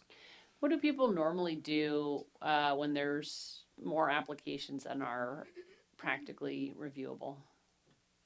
Well, that happens quite a bit as the Pasadena one. I think you just set a number that you're comfortable with that you want to hear, and like as you mentioned, Mayor, they're going to appeal. They're going to appeal. If you want 5, great. Or I think what the city manager is kind of indicating is maybe you do like, your first choice, second choice, third choice of election, and when you get 90, it's okay. What points do you say, okay, remove this category and this category, and then reset the points, and where does that end up to your top 5? But that could shift it as well, too. So it's really difficult. I think it's like overly complex. I'm like, what's the simple answer? I mean, Okay. I mean, I support the process as it is now. I would prefer to have the top 5 in terms of reviewing only, and then everyone else can just appeal if they feel that that's in their interest. And I think that reviewing the applications and having the hearing about them is going to be difficult to review them in depth. And then I don't know that we would have the ability to review seriously more than 5 if we wanted to do site visits or whatever we wanted to do. I mean, I don't know. I don't know that we could do 10. So. Mayor, if I may, what you could do instead of hard coding to say the 90%, you say we'll select the top 5, and the council may consider additional applicants based on the overall scores. And that way you're not stuck to it. You can evaluate the outcome. You can consider a different number. You can stick to that number, but then it's not clear defined at the 90. I don't know. Because then we're kind of pre-voting. Vote to include an additional person. May. No, I know. Yeah, I know. Depends Except when I the think we break want off it to on go the the score. other way. It's like we want to be able to like get rid of more to end up with less, but starting with more. I'm cool with 5. 5 sounds nice to me. I think also that unless if they you, all end up tied, which in case I don't know what you do in that case. if you had the ability for council to pull an application which was not recommended as the top 5, you would have nonstop lobbying to council members to pull people off, and that would undermine the staff process. And I think that would basically put us right in the middle of selecting everybody. So I don't know if that's a good idea. City Attorney Jeff Walter, did you want to say something? Thank you, I do. The Martinez has just gone through this process, and it has a similar procedure, but not quite as complicated, not as many levels. But it also provides that the proposal review committee's decision to reject or to score a particular proponent at a lower level, thus not entitling that person to be a finalist and considered by the council, they like the regulations before you, allow any person who's unhappy with the decision to appeal it directly to the council. And it became a good self-selection process. So you don't, those who are believing that they really should be considered by the council, even though they're rejected, certainly they would appeal and could appeal. And that may add more than the top 5, for example, that would be coming forth through the normal course of your selection process. But in Martinez, we had, I think, couple dozen applications. 13. 13. 13. Oh, only 13. It's 13. There's just one slot for a storefront retail dispensary available at that time. And 4 came to the council ultimately. One was rejected, and initially we thought that that proposer was going to appeal it, but it decided not to do that. So the 4 that came forth were the ones that were recommended by the Proposal Review Committee. And the local proposer won out. They all were very highly qualified. One was less qualified than the other 3, but as Dave McPherson was saying, it's best to utilize locality as an ultimate decision maker rather than using it as a disqualifier up front, where you lay out what additional points you get because you're local, and if you're not local, then you already know you're behind the 8 ball by that number of points. So in that instance, the locality of the proposer operated as a benefit, as a positive, and that particular proposer did get selected. So again, you have an appeal process already built in. It's a self-selection process. You will find that there are applicants who fall away through the process and do not appear at that final council meeting where you have to make the hard decision. Okay, so to be clear on this roll call vote, which is we're in the middle of, I support only having 5 and everyone else can appeal. Sounds like Councilmember Hundley supports that as well. Vice Mayor Harvey? Yep. Okay, so process slightly modified. And then our next item I think we should do is the points. Can we put up the Appendix A?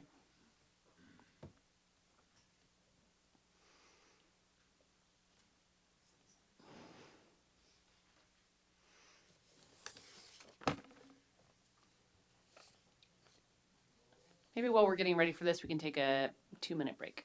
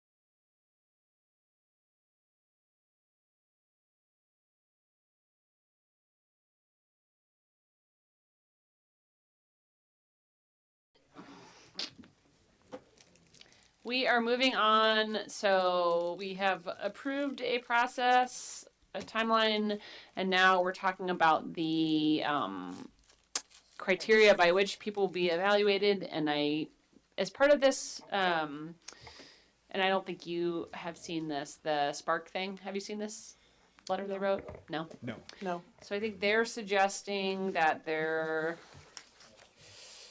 are suggesting that Sonoma should update the scoring criteria to allocate 400 possible points to Section A, owner qualification and experience, and should simultaneously reduce the criteria B, business plan, from 400 points to 200. This is necessary because submitted applications are a public record in much of the country, and anyone can hire a consultant to write a business plan. But what is relevant is the actual operational experience of the owner or the owners. The point should be based on operational experience, not the ability to put together a presentation. Their next suggestion is changing the metrics to 600 points for owner qualifications and experience and 300 points for the business plan for the reasons mentioned above. So those are two comments we've received from the public on the point scoring thing, and maybe we'll address them as part of looking through this. So just for council, for you, I've put up on the screen and for public, what's currently within the regulations and the application guidelines. So David, do you want to respond to the question or recommendation by a member of the public? More than happy. Mayor, so the difficulty challenge is trying to find that balance of what is sustainable of a business. What we have found is that businesses have had qualifications, experience, and then what experience, you look at what we put as a criteria for experience, becomes very critical, but then at the end of the day, they have no funds. We just had a situation in Union City that we followed that exact scenario. The business gets to getting a lease signed, getting everything done, and they told the city is, we have no capital. Therefore, we can't move forward. We're done. And they ordered them the permit. So finding that balance, and the critical part of it is, how are you going to pay your employees? How are you going to pay your rent for 6 months to a year when you're still doing TI improvements? You've got all these requirements and stuff. But also your business model, how is it going to be successful in demonstrating your business model and plan that when other things come into effect, when deliveries start absorbing, and taking some of your market share and there's more competition and other things, looking at that business plan becomes very critical of how they're going to be sustainable. So we think it's a very critical element in there. However, we're open. We kind of weighed this based on our recommendation of things, and we're more than happy to look at other alternatives as far as how you want to weigh that or modify it. Okay. Council questions on this ranking? No. Okay. Oh, Councilmember Cook. I do have a question. I guess it's for the attorney. Since you brought up Martinez, do you know how they did their ranking? No. Is HDL the consultant in Martinez? Yes, and I actually sat on, so maybe he knows. one of the Yeah, could interviews, you, and so it was kind of weighed in this. I don't know. I mean, was it pretty similar? It was pretty similar. Yeah. Oh, Larry, please don't shout from the audience. It's on page 30 of the packet, and it's also shown on the screen right now. So could I, Oh, it's not the criteria, but we can't have a back and forth like that. Madam Mayor, we're looking Yeah. at step one, initial ranking? Right. Is that okay? Could I have a question? So may I? Yeah, please do. Okay, so it really makes sense to give bigger, to look at the business plan, because without a good business plan, you really have nothing to talk about. If you're not, you could have great security, great safety, but if you're not gonna make any money, you have to have a great business plan, I would imagine. And that's part of why we waited a little more, because That's I will right. say I'm is glad you did that. to back to your comment earlier is, what's the failure rate? Our failure rate is very minimal now. Why? Because everyone has good qualifications and experience. So if everyone gets the maximum points, what's going to separate them? And what you want to see is a business is going to be sustainable. Some of the requirements you're going to be asking for: living wages, covering stuff, the cost of living, having a business plan that's going to keep them in business and demonstrate how they're going to make money is very critical to this process. That just makes sense, thanks. Councilmember Hundley? A couple questions. So one, within these point ranges, as far as what staff's going to be using to make sure they're applying uniform sort of standards, my understanding is that there will be something more detailed that is not going to be public information, I think. That's correct. I believe the mayor last ad hoc committee meeting had asked that question, and we showed her a sample of a rubrics, but we will provide a rubrics for you to evaluate to make sure it's consistent with what you would like to see in that scoring element for each breakdown.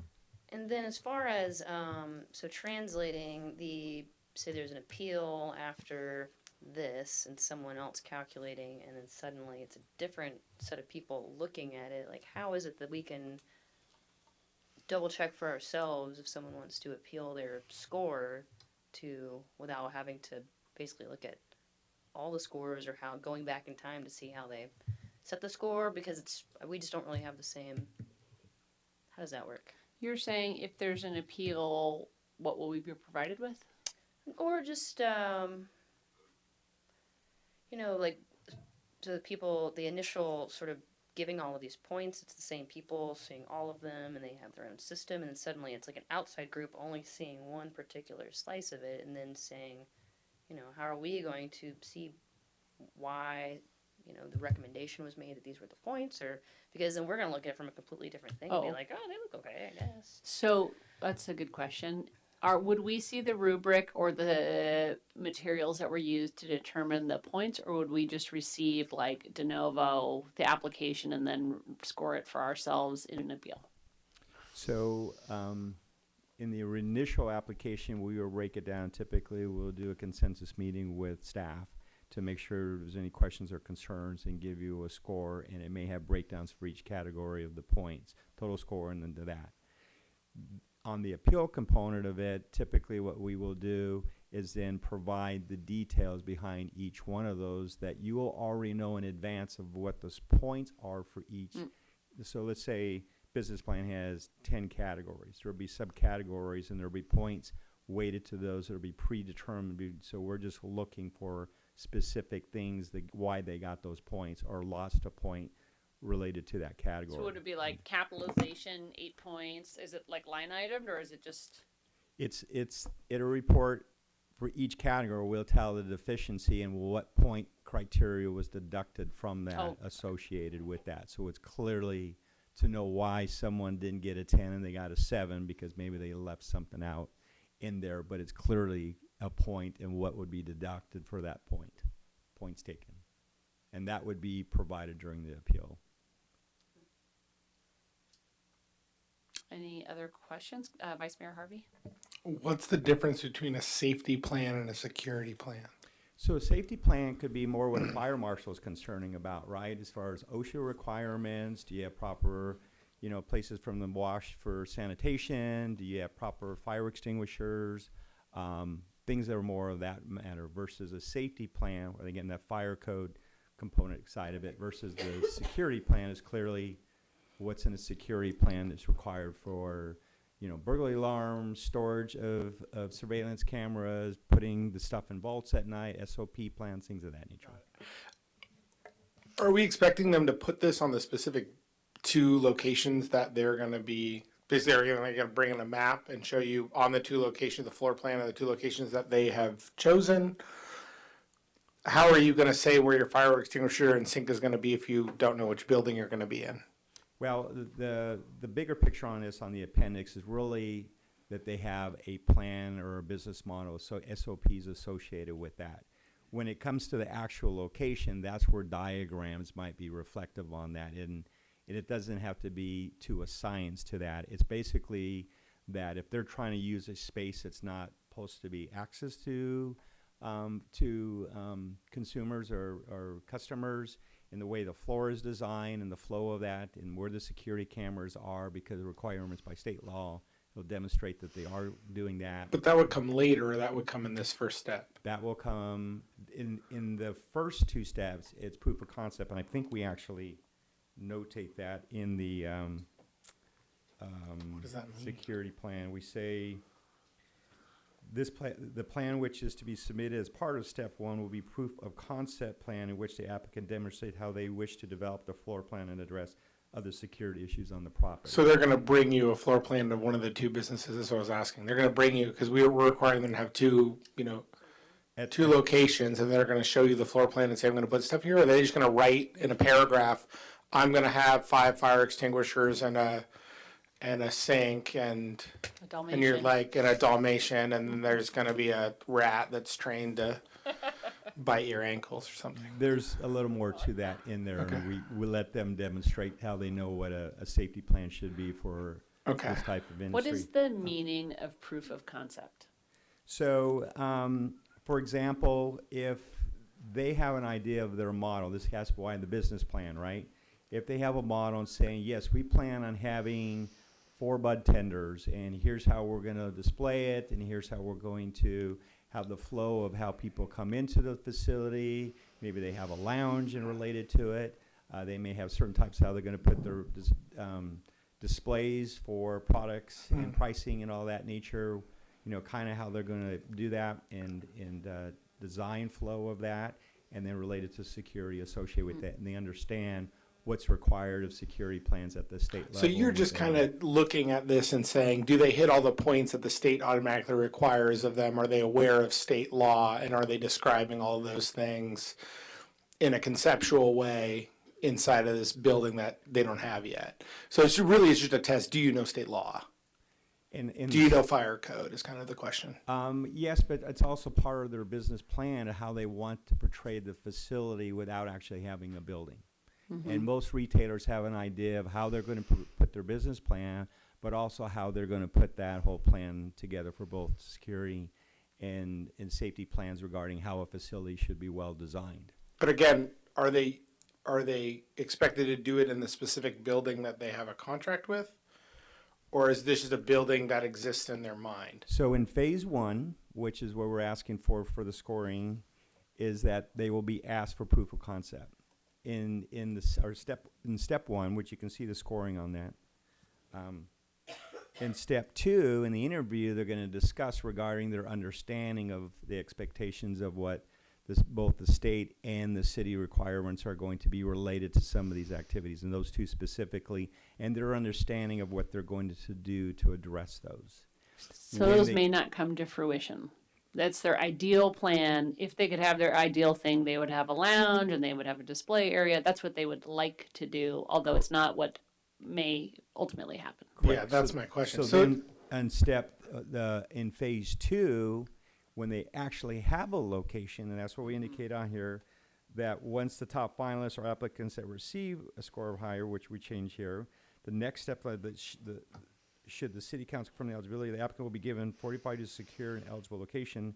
They have to now give that facility, because now they'll have the design of the building, they know where it's at, and discuss in more detail when they come and do a presentation associated with that the location that they've accepted. Okay. Okay, I get it. And then I guess the other question that just popped into my head is with labor and employment, what if they say we're going to accept card check and then they don't? What power do we have does their permit immediately dissolve if we find that to be true? Sure. So whatever they say in their interview and whatever they say to you as that process becomes a condition and term of their permit. And if they invalidate that or do not follow that, then they're in non-compliance and you can revoke the permit based on those conditions and terms. Okay, cool. Broadly, I agree with these initial rankings, the kind of way you have it set up here. I'm starting to understand why making the business plan weighted heavily, at least at the outset, is kind of really important. In step 2, you can see that the owner qualifications and experience get almost equally weighted. I like to see that labor and employment go up as well in the second piece. So the kind of first one is like, do you know enough to be qualified? The second one is like, we're getting more in the nitty gritty. Things are a little bit more weighted in specific ways. So I think it's fine. I'd vote for this. Okay. I think I'm fine with this. I would like to see, it would be ideal if in terms of the wages, well, I guess it doesn't matter if they have card check. All right, I was gonna say I'd like it would be preferable to me if they were tied to the city's prevailing wage ordinance, but it's fine. Scratch that. This is fine for me. Councilmember Hundley? Although I think there's a word missing in the section C or section D security plan first paragraph. That second sentence seems to be missing a word somewhere in it because it doesn't make sense. Section C, first paragraph. Section D, security plan, subsection 1. It the part where it picks up until a final site location is established. It seems that it's missing a word before that. Okay, we'll modify that. All right. Can we get a roll call on this, please? Councilmember Cook, No. Councilmember Hundley, Yes. Vice Mayor Harvey, Yes. Councilmember Agrimonti. As I've said before, I think, it's amazing what the majority of the council is doing, but I still can't support a dispensary. Mayor Harrington. Yes. Thank you. I think you missed Logan. Oh. It's Vice fine. Mayor This Harvey? guy. Yes. Mayor Harrington. Yes. Thank you. Yeah. All right. Cool. So now our next topic will be the taxation. Hooray! We have the PowerPoint. Again, this is the tax measure. I believe we're going to bring back to you at a further time, but this is really to kind of just let you know that we didn't forget about it. We made a notation in the application procedures that it will be something that will be coming and required to them to adhere to, and it's not no surprise to them that there's going to be a tax. Do I have a? Oh, okay. So really quickly, the focus really tonight is just say we're going to come back with something, but keep an open mind that you're looking at a few things. And this is kind of a revenue strategy and look at future trends and overall look at it. It's not to get into the details. So what we found is there's been a lot of moving parts. So having a tax ordinance that's nimble enough to address adult use, medical use, illegal activity. You saw what deliveries did to you when we thought we can ban them, and now we've got hemp that's coming into play that's going to surprise a few things that just having something nimble enough in an ordinance that we'll go into detail at a further time. And then just, again, technology, potential things with vaping activities and other things that are kind of changing behavior of how why the tax is going to be what it is in the future.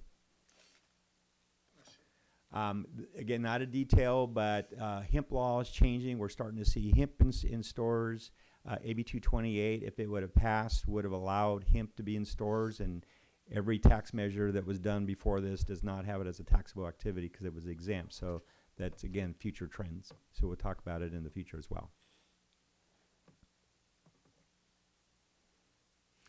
And then every tax ordinance is very basic of what it's in it. And this kind of just shows you kind of the things, the definition, penalties, interest, all that stuff when we come back with it. It really comes down to about a half a page, which is the impose of the tax and triggering of initial rates or not when we have a discussion in the future. And then just rates. One thing, as I mentioned, on this is, again, because you also want to look at illegal activity and other activities that you do not have. For example, you don't have cultivation. You do want to have all that in there to address legal or illegal activity, so it's critical in there even though you may not be permitting that. Mm-hmm.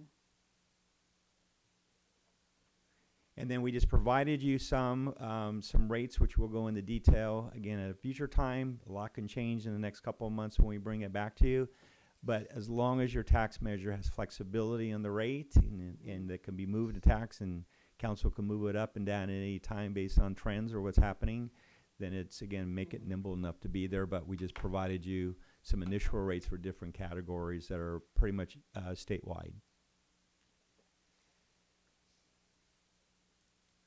And then we provided you our recommendations of max rates on things. And I know some cities you go out and did comparison on them are significantly higher, but I think it comes back to conversation to do. The industry wants to know what their worst scenario is, not where a council down the road is, or when you're in a budget crisis where you raise something that's beyond their control, just that makes them very profitable. So they want to know that as a known entity. And here's kind of we provide you the initial as an entry point, and where the pain point really is where the market can bear on different activities, which we'll talk again in a future point. This is hard to see up here, but really what I was trying to show here is cities don't recognize that there's a vertical tax component in that. And ideally, just like alcohol, keep it under 30%. And when we drop all those different rates for different activities, that vertical rate in there needs to stay underneath there. And again, you will not have some of these activities, but recognize that there's compression for those businesses that you will be having in your as they try to be profitable and sustainable, which we'll address as well. And then next steps, draft an ordinance, return it to you. I think this is the timeline that we were looking at, get through this process a little bit, kind of say the timeline that what has to get to the county in order to have it submitted, and get it, get direction to you, any modifications to what is presented to you so we can tweak it and then present it back to you with the resolution, and then get it by time to the county for the November ballot, and then have it go into effect in 2021. And that's it in a nutshell, that we will bring back to you based on that time frame, unless you have any other questions. Are there council questions? No? I'll take it out to the public for comment. Are there members of the public that would like to comment on this? Eric's back. Hi. Taxes. The taxes are very high. You've probably watched in the news and the media. There's a lot of failing businesses in Northern California and around the state, simply because 3 out of every $4 spent in California is still spent in the illicit market and not the legal market. So you have flexibility with retail, frankly, because folks have to shop locally to some extent. And I don't have a horse. Can we put the rates back up? And we don't have a horse in this race. We're interested in retail in Sonoma. But our tax rates in Santa Rosa, which is the reason we've located manufacturing and distribution there, are effectively, between both of those uses, are less than 0.5%. And so what I think is important, not to handicap businesses who want to be manufacturers or distributors here in Sonoma, I think it's important to recognize that they actually compete on a state level with all other businesses. They're not going to sell their products only here in Sonoma, and they're not going to be limited and not going to have. We're not living in a bubble, right? So if you tax businesses that manufacture or distribute 1 or 2%, even that amount, when their net margins at the end of the year are 10%, you're taking 10% of their profits. Okay, so for example, in Oakland, we're talking to a business right now that's going bankrupt, and we're looking at absorbing their activities. They're taxed 15%. They've just spent all their venture capital money, and they never made a profit at all. And the only place that they could possibly survive is Santa Rosa, where their effective tax rate on their distribution and manufacturing combined is less than 0.5%. So you will handicap your manufacturer and distributors and your laboratories if they do decide to open up here, if you tax them much more than 1%, 2, 3, 4%. When you have jurisdictions across the state that don't tax those businesses, anything is substantial. Thank you. Anyone else? Fred? No. Appreciate the comments, and if you look at the rates, they're not out there. They're in that 1 or 2%, but just when we come back, we'll have that conversation on the top component as well, why that does and gives you flexibility. Just one question. Sorry. Would it be helpful in terms of applicants to have council take an affirmative or take an action saying, yes, we do plan to do a cannabis tax, so that they understand that is something that's coming, and then we'll move forward, or What's the date we need it up, completed by? typically the first week in August is when you need to have it to the Register of Voters. And so we would typically try to bring something in kind of May, June to give some time to work it. Here we had a little April. We got busy with budget June, so kind of trying to front load it. This is, as Mr. McPherson said, this is a pretty straightforward ordinance. It really is questioned just of the numbers itself. So putting the ordinance together, the revenue measure is not very complicated. Right. So it could come forward sooner. I think it is important for applicants to understand if you do intend to look at a tax, you don't have to say what level now, but it's probably something that they would want to understand. So that was one of the places we were looking for some kind of a straw vote. Councilmember Hundley? I don't really have strong opinions about whether there definitely is a tax. If it is, I don't want it to be very aggressive. I think that there's plenty of time in the future for that to get settled out. So whether it happened this year or 2020 or 2021, I mean, I guess I would support it, but just something that was low like this.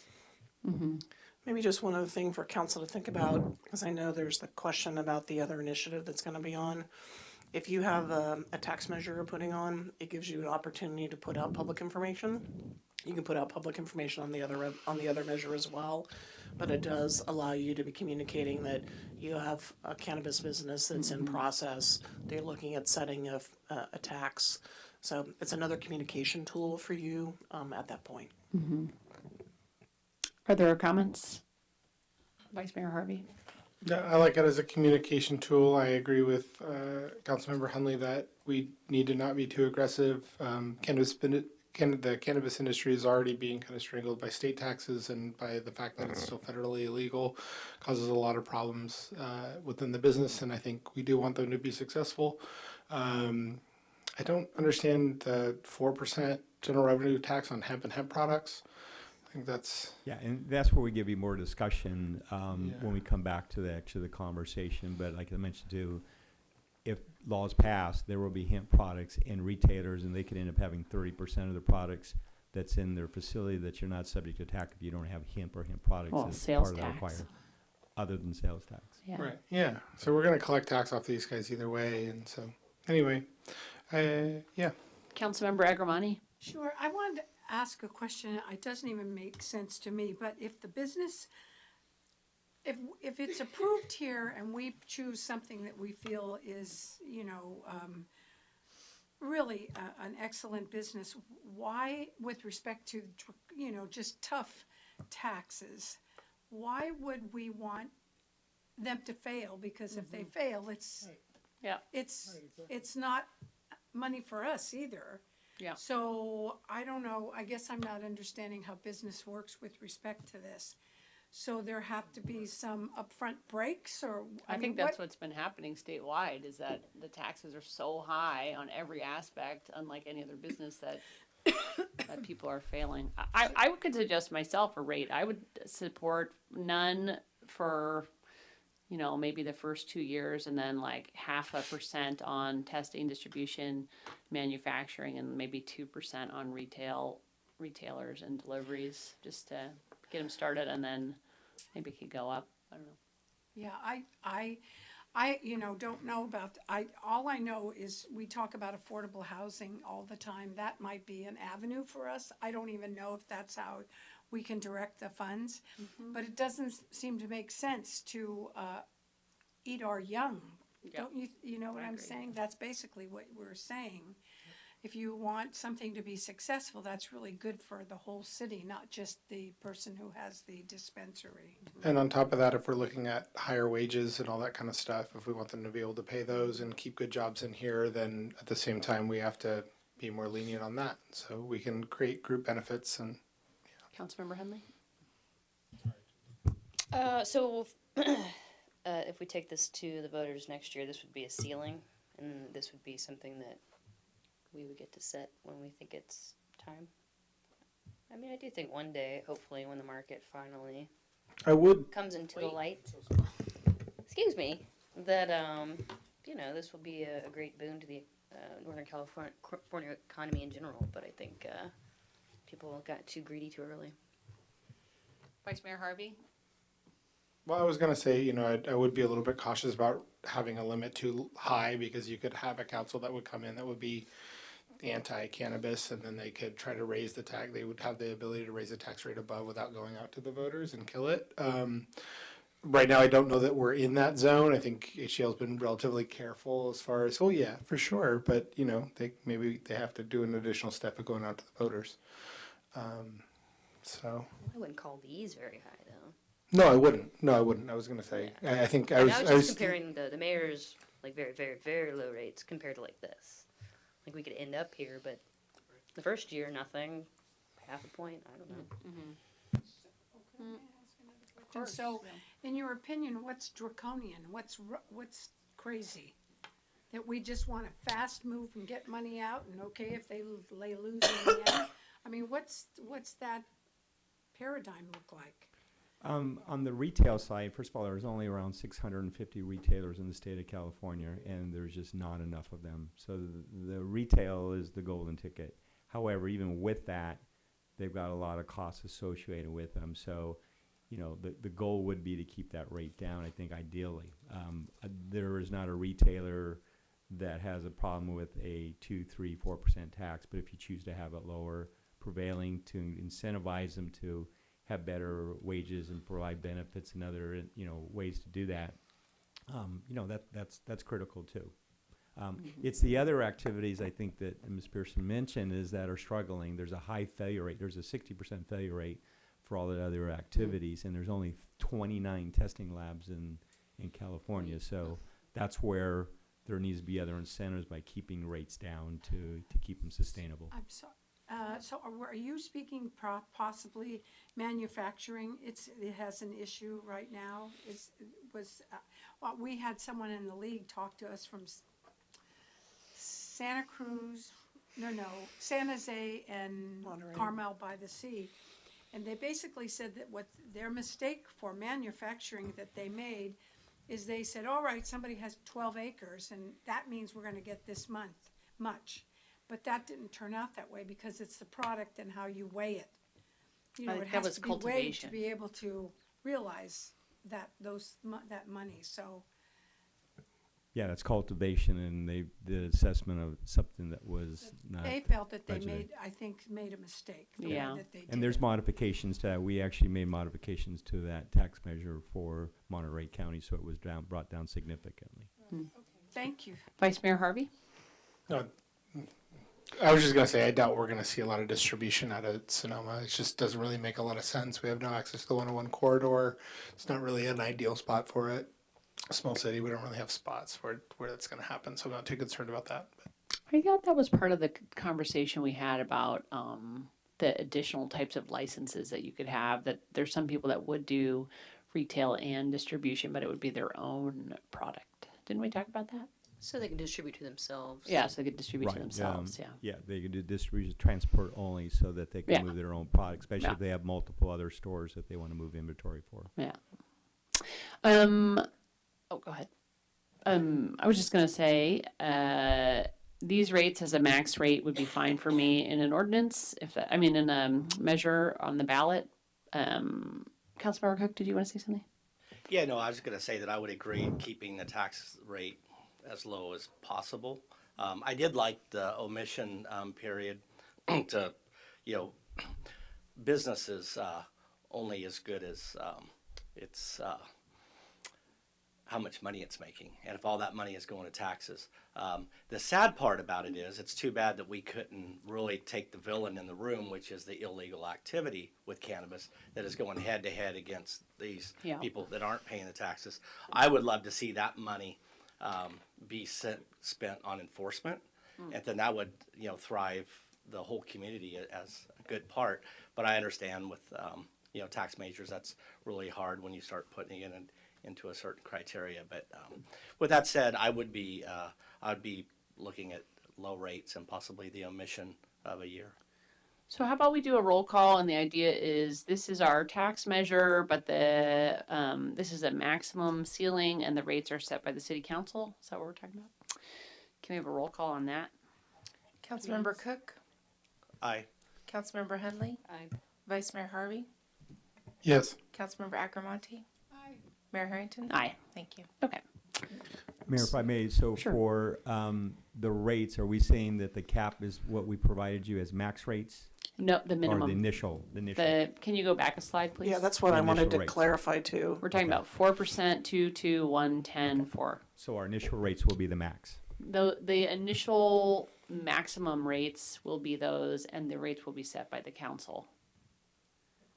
Isn't that what we were saying? Just to clarify, the initial rate, so it's gonna say retail shall not exceed 4%, and you may reduce that cap. Right. But we have to at least have these rates as the maximum worst scenario. That's what I had in mind, and that We was- picked a lower max. I know you guys picked a high, have a initial higher rate will max, be the but we picked a lower max. And I just wanted.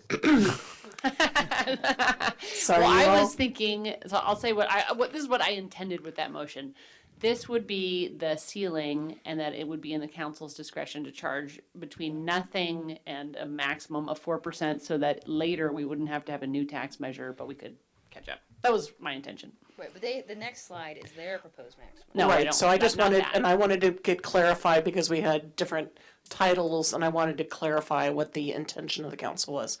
So on that vote, we heard Mayor Harrington describe her intention is what's here is the proposed initial would be the maximum, the ceiling that would be placed in the revenue measure. Is there agreement from the council? That was what everyone meant? Okay, sorry, staff is catching up. Thank you. Thank you for clarifying that. Okay, I think that's it on cannabis, right? Can I go home now? Yes. Thank you. Yeah, thank You you. have been, everybody's been exceptionally helpful, and I also think it's been really helpful to have somebody from the industry here giving, real world feedback. So thank you for your comments. Okay, and now, because it is 9:06, it's time for review, discussion, and direction on Nexus and in lieu fees addressing affordable housing projects for residential and non-residential land uses. I'm delighted to be hearing this again. Yes, so we've got two other items in a closed session in front of us still, council. What I'm gonna ask David Storr, we do have a, update. We do have a slideshow to help walk us through this and hopefully keep council focused and help us kind of make some decisions as we all get a little tired. Let me ask this. Does anybody want a quick break or would you rather proceed? Proceed? All right, go. I was bang out some votes. Okay, so if council recalls, the last time we were here with this item too, all right, I'm gonna turn it to Mr. Storr to go provide an overview. I'd like to note that Councilmember Hundley, this is her artwork here. I like it quite a bit. Thank you. You gotta get that thing on a clip art site, man. I'm sorry for just digressing, but actually a very wealthy housing consortium in San Mateo County made a fortune making pins. And when you made a donation, you got a plastic pin that was a little house. We should make pens. Good idea. All right, thank you, Mr. Storr. That was an intentional act, by the way, because I think it's So pretty cool. I would say there is a request by the council, just an acknowledgement. We have all reviewed and read the packet, and 4 out of the 5 of us have heard this presentation 3 times. So the abbreviated version is probably fine for our purposes. Picture of the house. Go back one slide. I'll be happy to send it to you off calendar, Councilmember Agrimonti. So I'll just give you my 45-minute presentation. So very simply, my 6 or 7 slides, I can go through them really quickly. Thanks. The first one is simply telling you that you have current requirements, and right now, the city of Sonoma is unique in that it does require any inclusionary component to be provided on site, and that's quite unique. Many cities throughout the state give you, a developer, the option of paying an in lieu fee. So tonight, we're before you to talk about expanding your policy. It's not a nexus fee or an impact fee. Expanding your policy to include developments between 1 to 4 units, because right now, if you're doing a tentative parcel map under the MAP Act, you've no obligation. So 4 units, somebody comes in, nothing as far as inclusionary, either by an in lieu fee or on site. So tonight we'll be doing that. Next slide, please. How does that work? There we go. And so inclusionary, just generally speaking, you can have an in lieu fee or an excess fee, if you will, on-site in lieu fee, or both. You have linkage studies. That's what we provided in in your links in your staff report, to do three things. Number one, studies by KMA to do residential, non-residential, and then there's a summary report of those two. In the city of Sonoma, as I just said, we have an ordinance that requires 20% inclusionary, and throughout the state you can see them go anywhere from 2.5% up to 30%. So we're somewhere in the middle, but we do restrict or limit the inclusionary to have low income or moderate income on site. Next. So tonight, based on your prior discussion, we'd like to get your feedback regarding the 1 to 4, whether that's a good thing or a bad thing. At your last meeting in August, again, of 2018, there was direction to have an in lieu fee for 1 to 4 units. Also to establish an in lieu fee for fractional units, that was discussed. There's an example in your packet, and also to provide for an in lieu fee for additions and remodels. The one component that I separated it in the red there for an impact fee, that is the basis for establishing a fee for non-residential projects, such as office or retail or even hotels. That would need to be an impact fee that we can provide all of those fees and dump them into our housing trust fund. Next. I won't go through the details on this, but this is a memorialization of what you determined or provided direction for in August of 2018. Basically, a sliding fee, $4 per square foot for new residential construction for 1 to 4 units. And then there's a provision there for construction of units for fractional units. We've got that provision in there. And then another example, I'm not going to say it's complicated, but there's a little bit of math there for residential additions. We have the 2,800 square foot cutoff. And then we also established a $550 per square foot in lieu fee for multifamily. Next. As far as the non-residential goes, with respect to an impact fee, there was a $4 per square foot consensus. There was variation, however, on the amount for hotel construction. We did ask KMA to come up with a recommendation. They did provide a recommendation. It is within the range of the $7 to $15 per square foot. Based on your last discussions, we just recommend that you don't establish one higher than $94 for legal reasons. Anyway, next slide. If we can get your feedback, that would be great. Then also, Jeff has some thoughts about how we can provide you with ordinance amendments to the inclusionary housing ordinance, section 19.44, with respect to when those fees do become effective. And as I just mentioned, we do need to add in the 1 to 4 units and the additions, costing, the ability to collect the in lieu fees for that, and also for the additions and remodels. This concludes staff's report. Beautiful. And so with regard to the legislative updates we heard previously at a different meeting, if these fees are not incorporated prior to a project being submitted in January of 2020, we may not charge them. Is that correct? Yes, that'll be correct. So it can't be a condition that whatever the fees are later. What about projects that are currently in the pipeline, but there are no fees? What will happen? Depending on the nature of the application, if it's a MAP application, fees that are not in effect at the time their application is deemed complete cannot be imposed. So let's just say, because we know the hotel is coming forward, and we're doing hotel fees. What about that specific project? What kinds of land use entitlements are required by the applicant there? Use permit? Yeah, yeah. Design review? There's a use permit, there's a waiver, and then there's also a design review. So we're at the EIR stage with that, right? So. Yes, we're at the EIR stage, and no action or discussions occurred on the actual project itself. So maybe just as a point of context, not on the hotel, but when council passed the planning cost recovery fees and they went into effect last April, the only project that was subject to the MAP Act at that point was the Mockingbird project. And so that project was not, when we took the new planning cost recoveries, they were not subject to it. But everyone else When we put the new fees in, then had to step up and we put new contracts in place for the planning cost recovery. Same thing would happen here if it was subject to the MAP Act. My understanding from talking legal is that it would be exempted and they would not pay the impact fees, but everyone else would pay the impact fees at the time of building permit. So what about specifically Does that make the sense? hotel? Is that accurate? Yeah, I think it is. I think the hotel project, save and except for a further review of the new laws that are going to affect on January 1, all 4,000 pages worth, I would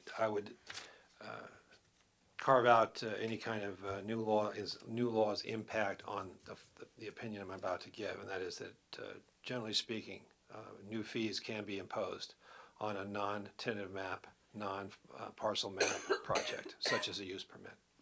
The basic law is that the laws that are in effect at the time the decision is made on a land use matter are the laws that apply to that decision. Okay, thank you.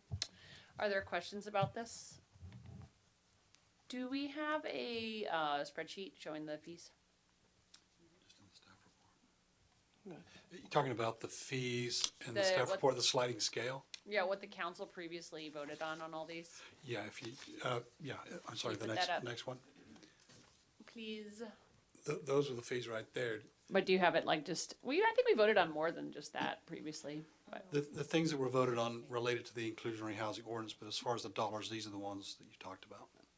these are the only ones we talked about in terms of dollars. Mhm. I think we did talk about commercial, yeah. Well, that's on the next slide. That's what I'm saying. Do you have So this is- a spreadsheet where we can look at them all at once? No, sorry, well, we had kind of separated just on 2 slides, thinking we could talk through residential and then we could go non-residential, so. Okay, let me do this. Are there any members of the public that would like to comment on this matter? Fred? Thank you. Fred Allbach, 19550 Street East. The cannabis is a good way to winnow out your housing public comments. I just like to note that I like to write, and I get all kind of crap from people for writing 1,000 words, which is like about 3 pages, and this staff report is 90 pages long, full of numbers, and I don't know how anyone could possibly master that to make an intelligent comment about what the right fees are. I did look up that it's people are saying that it costs $450,000 to make an affordable unit, and it's $417 a square foot on the Bay Area. So how many of these fees is it going to take before you get one unit? I mean, is this a ridiculously low thing that's just kind of symbolic, or are these things going to really add up to a unit anytime soon? So I would be curious, how soon do you accumulate a unit out of some of these fees and things? And a lot of time was lost on this by not acting on this for like 2.5 years. So there's a lot of money that's gone under the bridge there. So it would be great to, get this on board as soon as possible so that you can start throwing some money into the Affordable Housing Fund. I would like to recommend that you go as big as you can on the fees. And there's this idea of a sweet spot, where it's not going to scare developers away, but you can still generate the revenue. So what I would do would be to find what that reasonable sweet spot is and push it a little bit more so that you can get a little more money, like squeeze them a little bit. They want to come to Sonoma. My first comment about it was soak them for as much as you can. But, I don't think that people want $94 for the hotel or whatever. I would love to see you soak them, but then they wouldn't build anything. So, I would just go as big as you can, and then as far as the inclusionary ordinance, I think that it would be really good if you included the extremely low and the very low categories in the inclusionary ordinance, because you have a $15 minimum wage ordinance, and these people are the people who showed up who are working in the restaurants and stuff. Those guys are never going to be able to be included in the inclusionary ordinance because they don't make enough money for that. So it's important to bring those guys in. And if you have 4 inclusionary units, make them, one at 120%, one 100% AMI, and then put the other ones down. So I would just, as a member of the Sonoma Valley Housing Group, encourage you to do as much as you can for the housing here and go with the highest fees you can. Thank you. Seeing no one else in the audience, I will close public comment, and can we go back a slide? So the 4 of us, excluding Vice Mayor Harvey, have already heard this matter and voted on it. And so my inclination is to ask Vice Mayor Harvey if he has changes that you would like to discuss regarding residential projects or anyone else, or go ahead. Yeah, so with the single-family residential projects, small for sale projects, 1 to 4 units, I'm happy with the exemption for sub 1,000 square feet. I think it's good because we're encouraging the building of small units. I would like to see the $10 per square foot for new construction not start at 4,000. I would put that number. I mean, I was starting to look at some of the housing around here, and it's hard for me to conceive what is a 2,000 square foot house. What's a 2,500 square foot house? That's a pretty big house. And so I would happily put, go $4 from 1,000 to 2,000, and then I would go above $4 from 2,000 to 2,500 or 3,000, and then start the $10 per square foot either at 2,000 or 3,000, and then above 4,000 square foot, go even higher. When you think about a 3,000 square foot home in Sonoma, you're probably selling that new for 1.4, 1.5 million. And I think that, you're looking at your 3,500 square foot house, your impact housing fee is $31,000. I think we can go significantly higher than that, and it's not going to affect the construction. And if it does, the honest truth is we probably want to see smaller homes if we want to see more availability for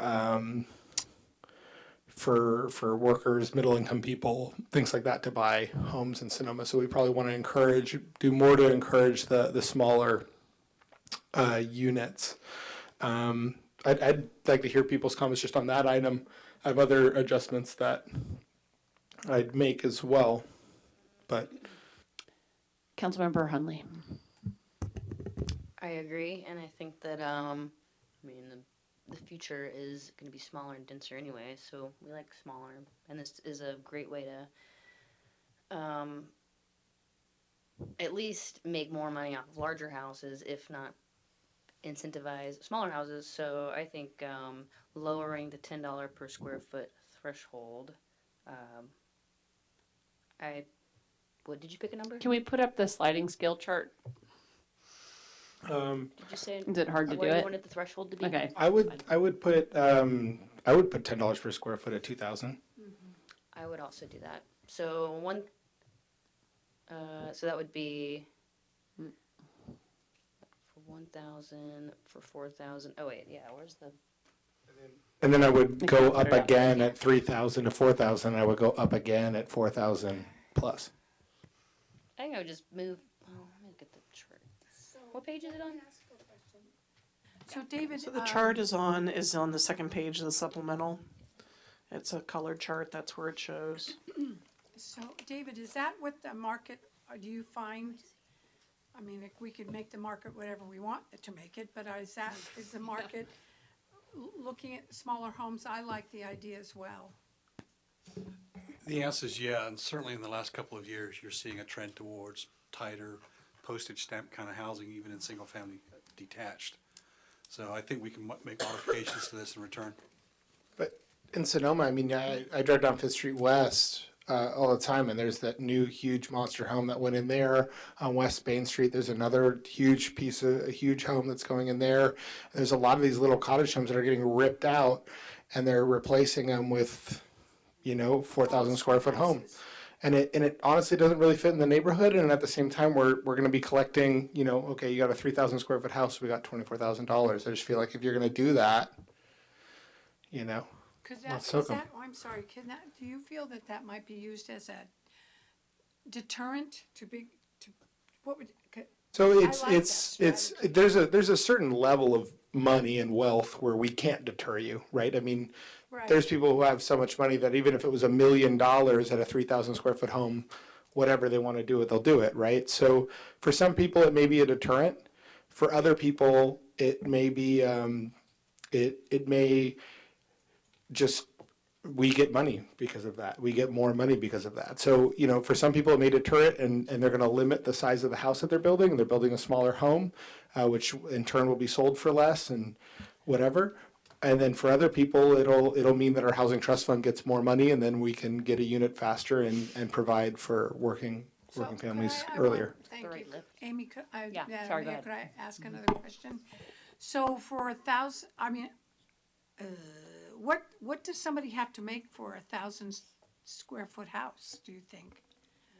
What do you mean? And what kind of an income, what kind of an income for a do you have 1,000 to square have? foot house? I think it just depends on, I guess, what is the average cost per square foot now?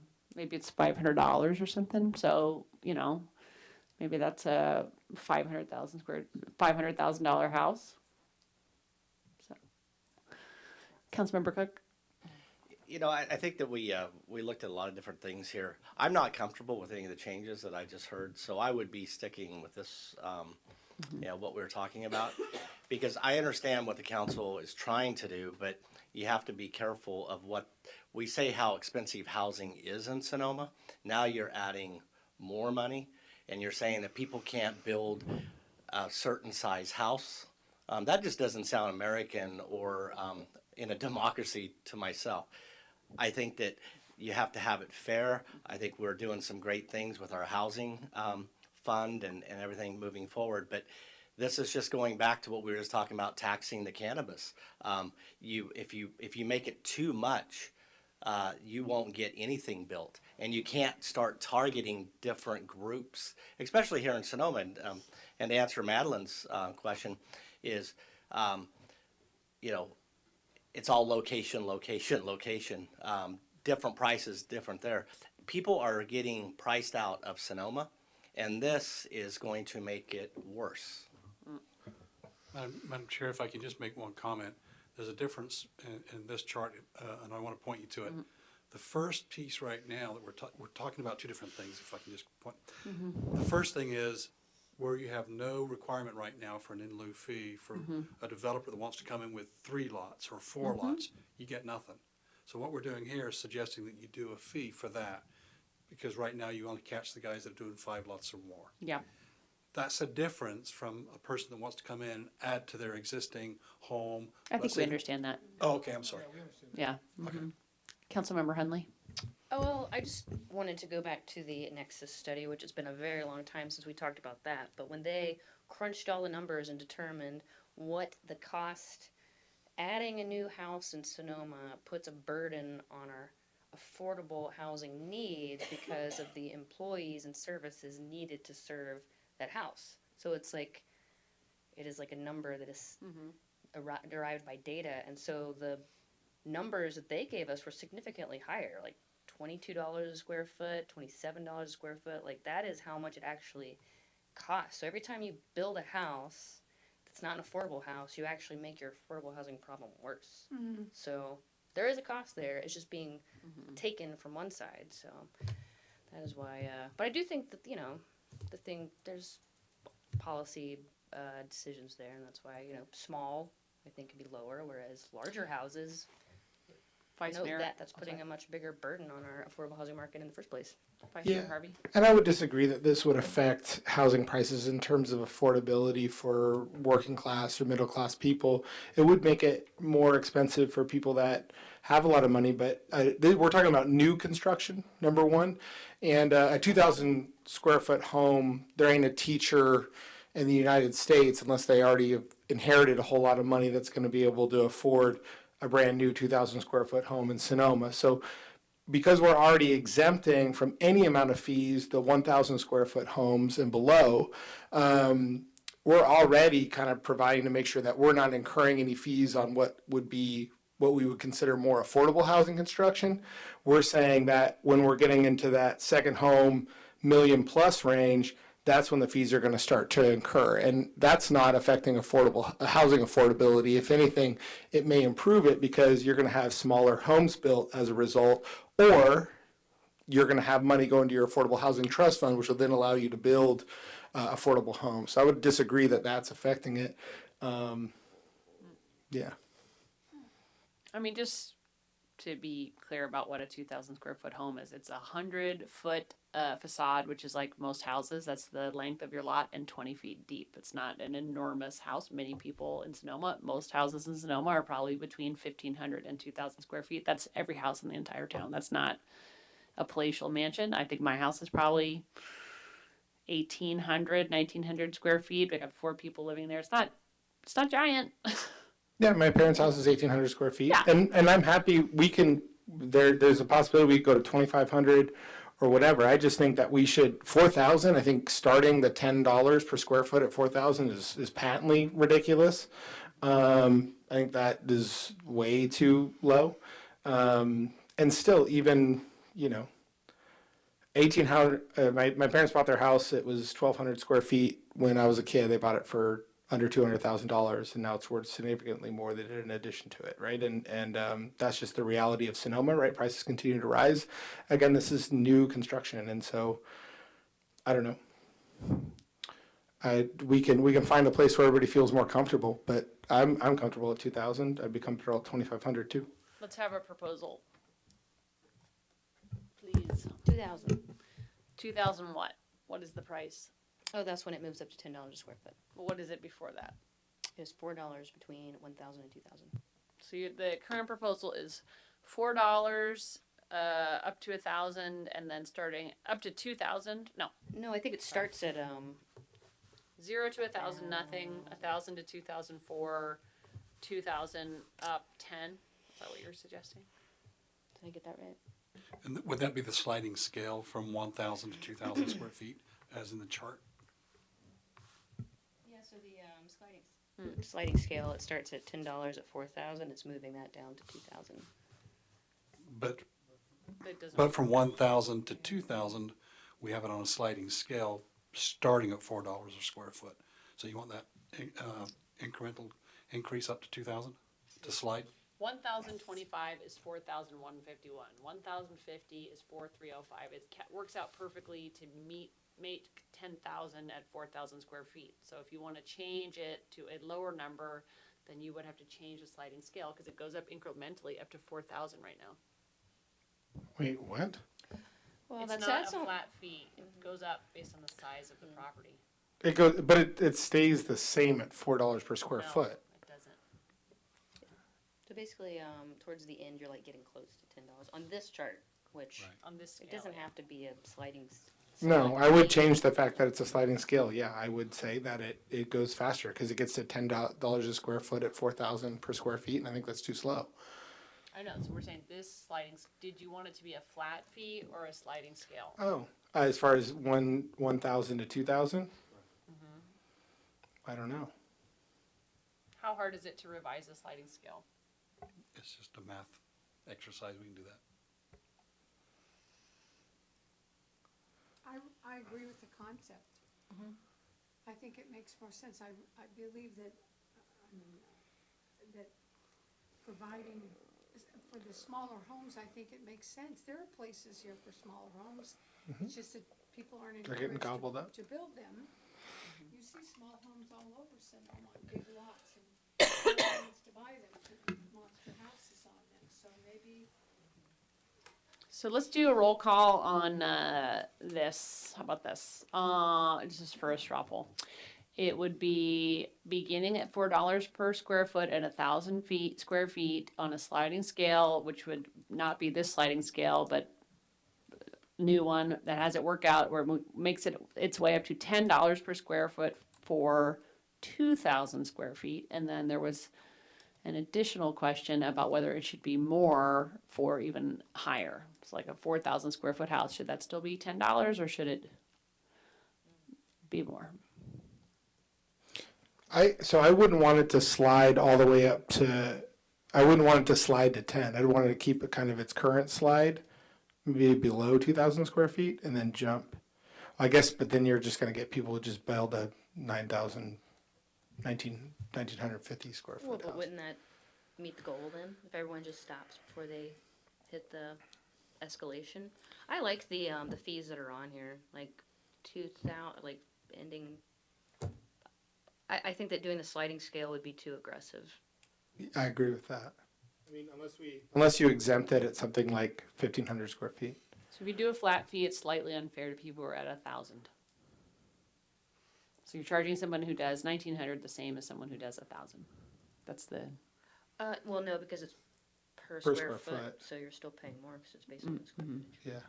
So, Matt, I want to, could I ask Jeff, so Jeff, what we're discussing right now, is that unfair housing that we're saying that because you have a bigger home, you should be charged more per square foot?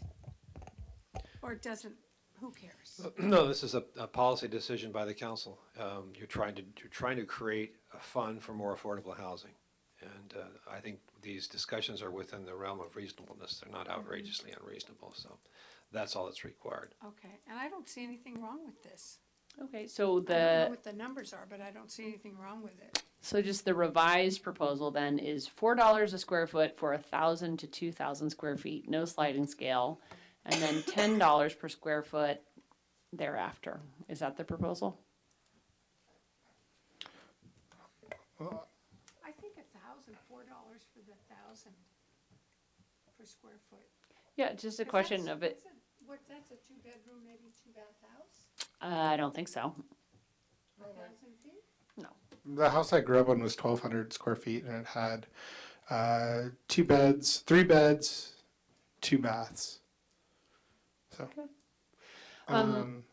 it's hard. It's confusing. So, I mean, for me personally, I would say here's how I would do it. I would exempt up to basically I would exempt up to 1,200 square feet. Sorry. Very loud. I would exempt up to 1,200 square feet. I'd do a sliding scale to 2,000, and then I'd have another jump at 3,000 square feet to $15 per square feet, and then I'd go to $20 per square feet at 4,000. That's what I would do. So your proposal is beginning at 1,200 square feet, $4 per square foot, with a sliding scale culminating in $10 per square feet at 2,000. Is that correct? Yeah, And then having a sliding scale up to 4,000, or staying at $10 until you get to 4,000. A sliding scale to 3,000, 3,000 go to 1,500, and then sliding scale up to 1,500. 15 per square foot, and then from 3,000 to 4,000 go up to 20 per square foot. Okay. Do we have a way of projecting something so we can all see it? It was done previously, back in August. I remember that, yeah. Mhm. I know there was a projector. We wouldn't be yeah. able to do that before the 16th, I don't think. No, I mean, do we have a screen that you can write on so that we can have what was just described written down so we can all look at it? So we have the projector thing, we'd have to wheel it out and set it up, it would take us 5 minutes to do that. No, never mind. Okay. I was gonna So- say that is too complicated for me. I like it in principle, and I think that maybe when we get into next year and we refine this model more, but the basic underlying principles I like of lowering the $10 threshold, maybe something at 4,000 because that's getting really big. But I just think if we start throwing out a lot, we haven't had this before, that it will be even worse for seed. I just feel that it's bold. You know, I think it's a bold idea.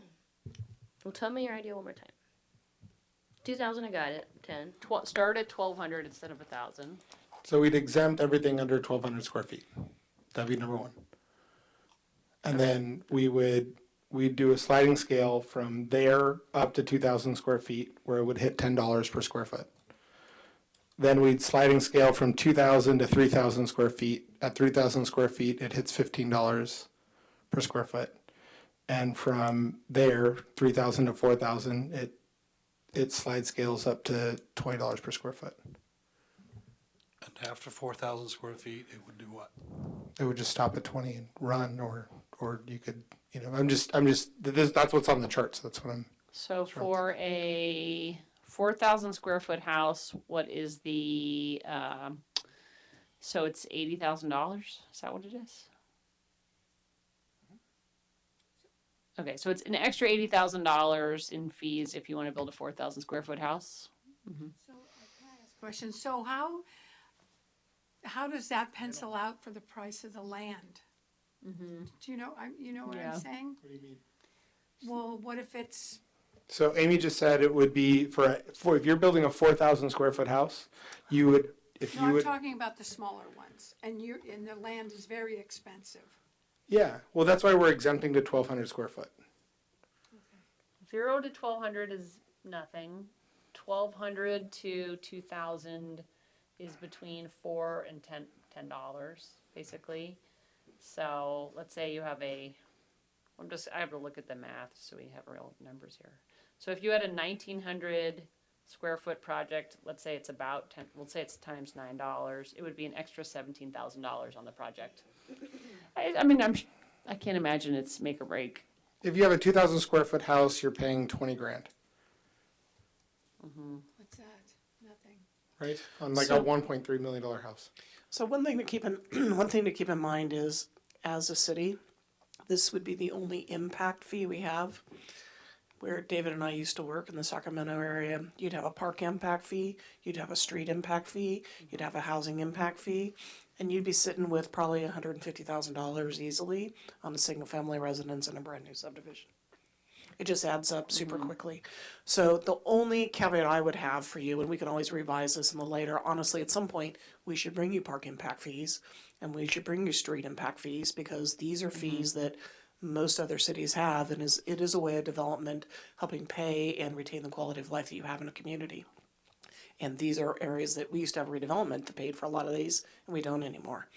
You set the number too high. It's going to take us a couple of years before we bring you the rest of those impact fees. But you set your housing too high, potentially you diminish your ability to capture some of the rest of those fees. But I think that is a ways away, and you could always adjust this in the future.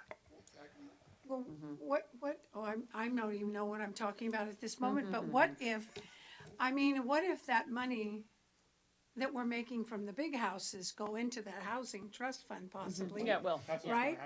And then that supplements the smaller ones. Yeah. Exactly. That's the plan. I mean, that sounds okay to me. okay. So does staff have a understanding of what Vice We Mayor do, Harvey? and we're happy to say it out loud, and if you want to do a straw vote on it, does that work? So, would I have a, question? So sliding scales, is this a common model? Yeah. Having, do they have steps, or is it just like a big scale? Like if we start, I mean, is it important to have a step, like land at 2,000, it's gonna be 10, equivalent of? It's common. I've seen sliding scales and I've seen fixed. So we could just say where we wanna end up, Yeah. and sort of where we wanna start. Okay. Okay. Okay, what staff understands the straw vote proposal to be is that under 1,200 square feet would be exempt. At 1,200 square feet, it would be $4 a square foot. There'd be a sliding scale up to 2,000. You hit 2,000, it would be $10 a square foot. There would then be a sliding scale up to 3,000 square feet. 3,000 square feet, it'd be $15 a square foot. You then slide scale up to 4,000 a square foot home, and at that point it's $20 a square foot, and anything above 4,000 would be $20 a square foot. Yep. That is what I understood the concept. Okay, can we get a roll call?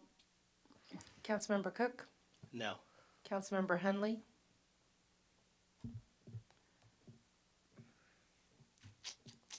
Well, I have a question about how this lines up with one of the other ones. I will say tentatively yes. Vice Mayor Harvey, Yes. Councilmember Agrimonti, Yes? Mayor Harrington. Aye. Thank you. Okay. On to single family residential new construction, 5 or more units with fractional units. Does anyone have any comments about this, or should we keep it the way it is? Well, but for getting money for fractional, can we just apply a similar schedule? Yeah. Is there any comment about that?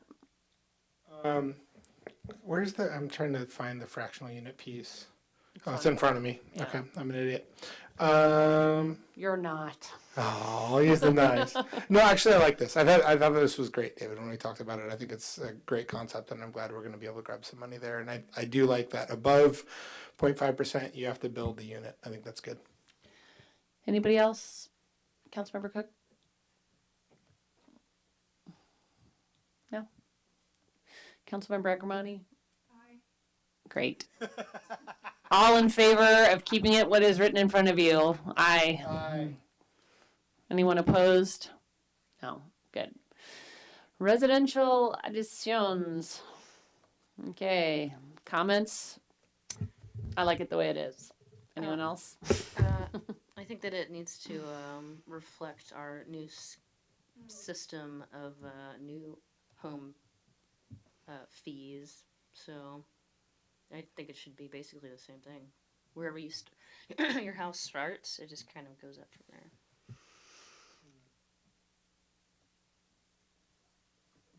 All right. Let's have a straw poll on that. Roll call. Councilmember Cook, No. Councilmember Hundley, Yes. Vice Mayor Harvey, Yes. Councilmember Agrimonti, Yes. Mayor Harrington. No. Thank you. Okay. On to multifamily rental construction, 2 to 4 units. Comments, thoughts?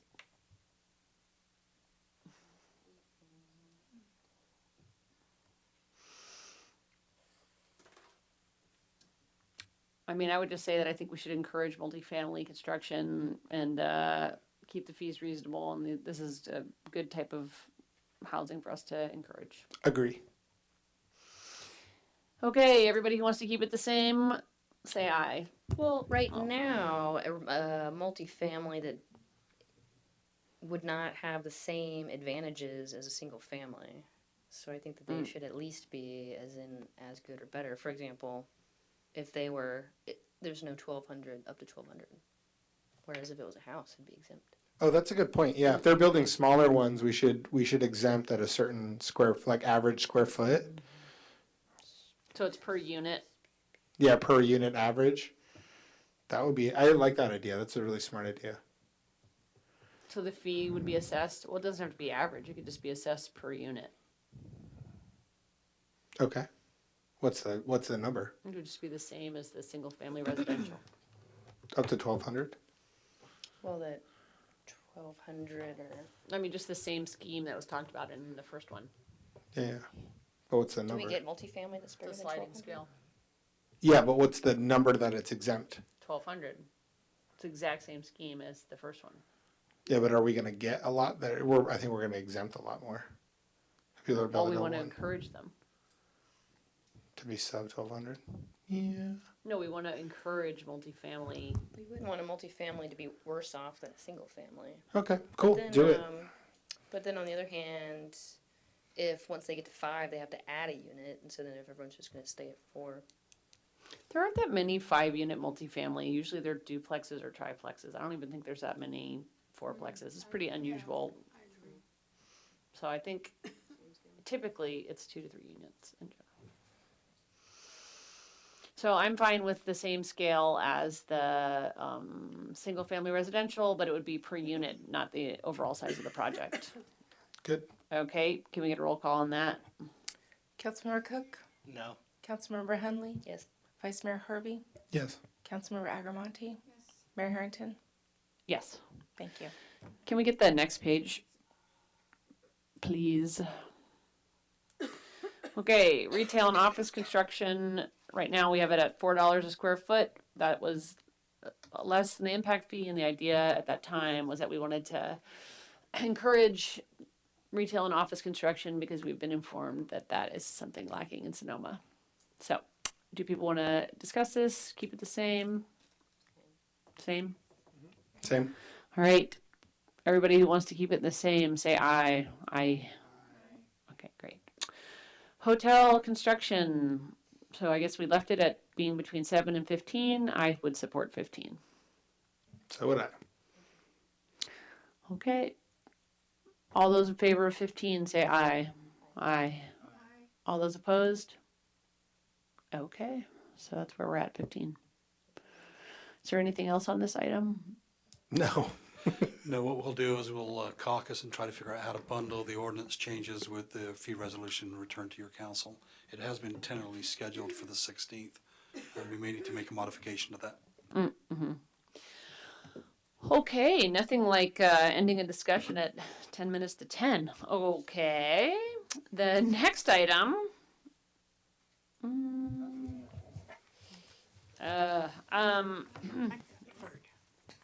How long is the next item going to take? We're gonna take our long time. Okay.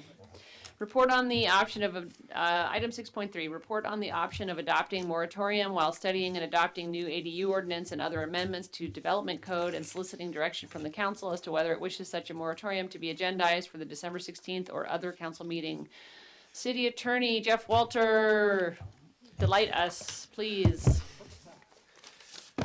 At the last council meeting, there was some discussion after you learned of all the new laws that are going to take effect on January 1, which require some significant changes to our own zoning ordinance, that maybe there would be some value in imposing a moratorium on new development pending the conclusion of that analysis and revisions to the development code.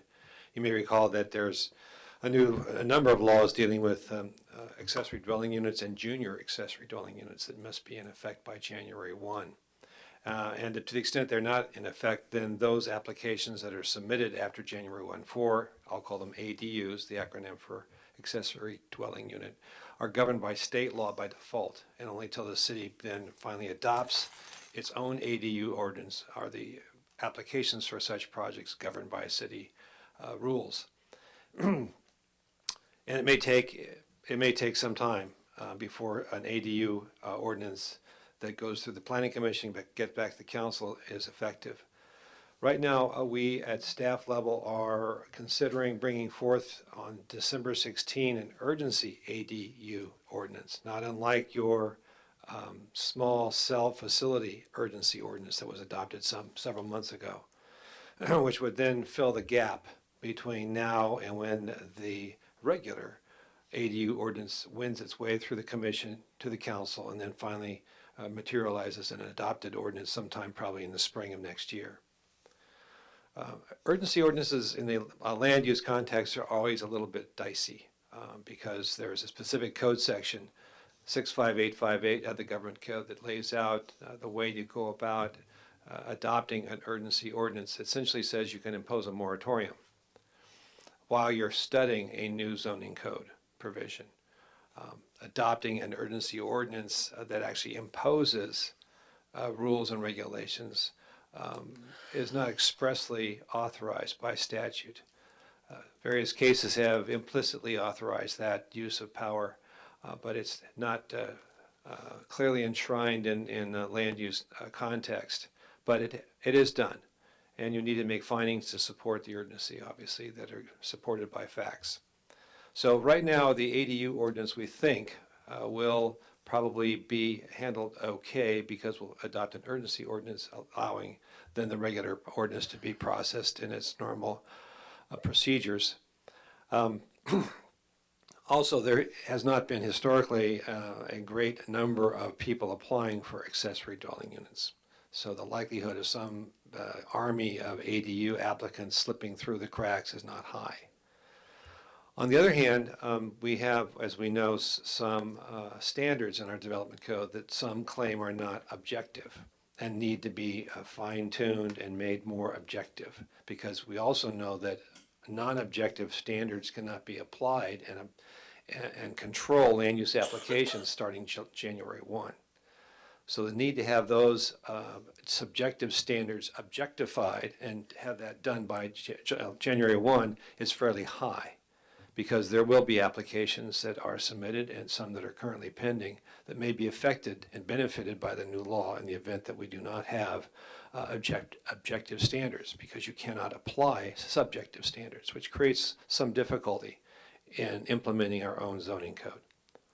So there was some concept proposed that maybe we should adopt an ordinance that would impose a freeze on those applications.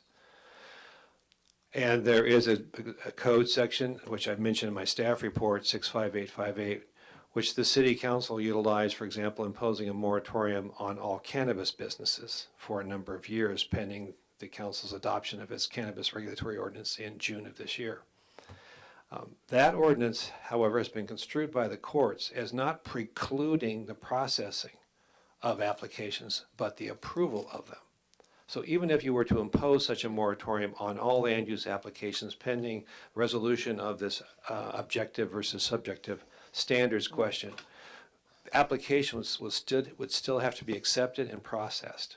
It creates quite a dilemma, obviously, for the staff, because if we are contending that we have standards that we need to objectify, and those are but the subjective standards, assuming that they are subjected, are still in place in January and February and March, April and May, while we're working on revising our ordinance to objectify those, then applications that are processed during that period of time are likely going to be subject to some kind of standards, but we're not sure what they might be.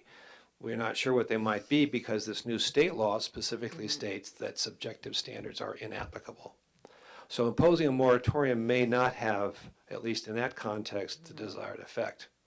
This is a brave new world, to be honest with you, because we have these new laws that really place substantial.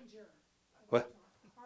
They're a harbinger of a brave new world. Well, we may already be there. Things to come. Things to come, things that are here.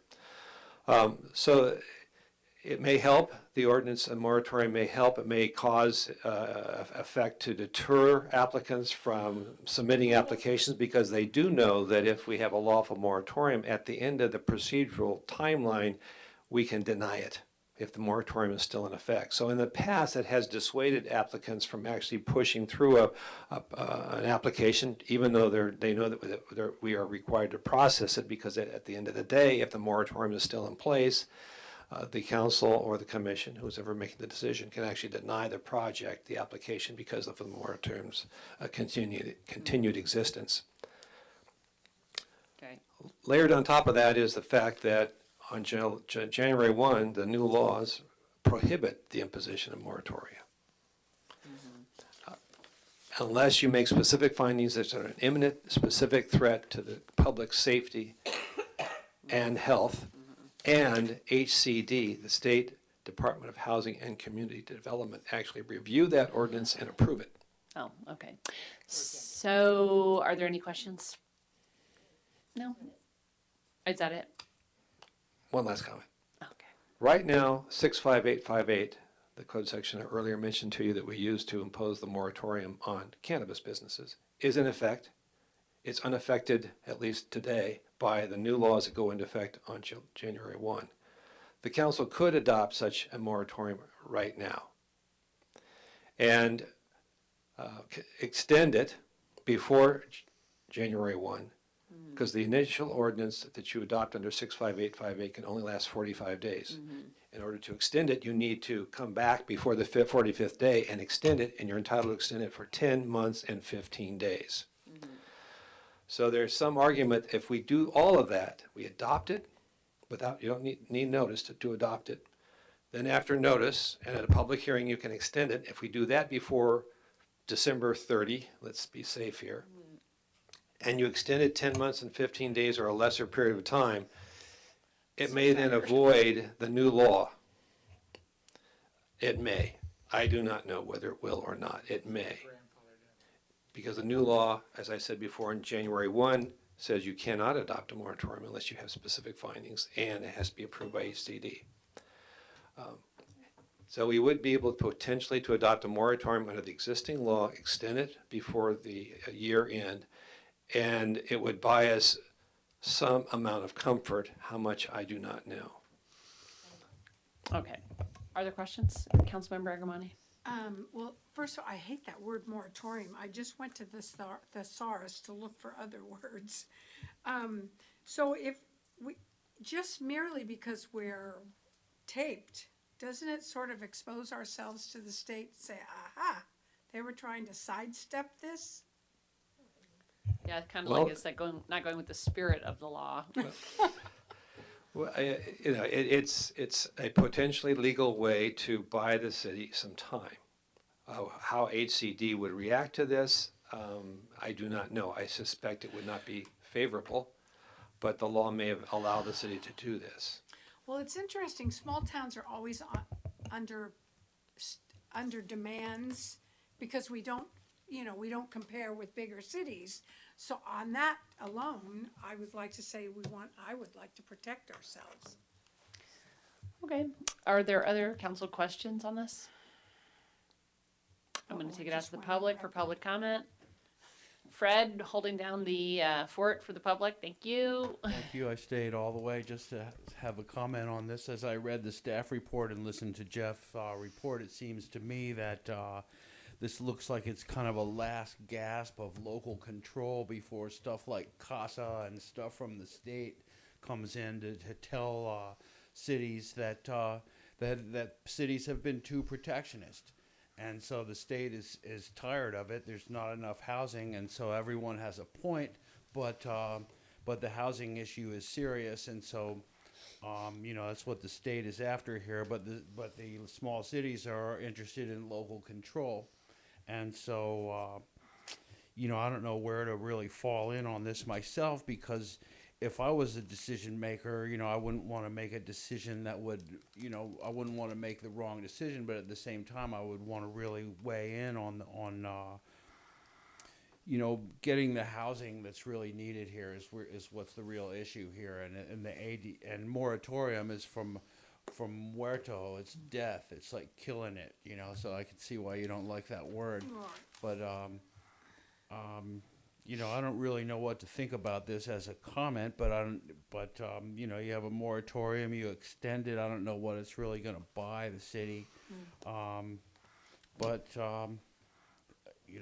state. Who knows what the state will do? The CASA people didn't like CASA, so it seems like CASA is maybe what's at stake here with the amendments to the development code, et cetera, and not just the ADUs.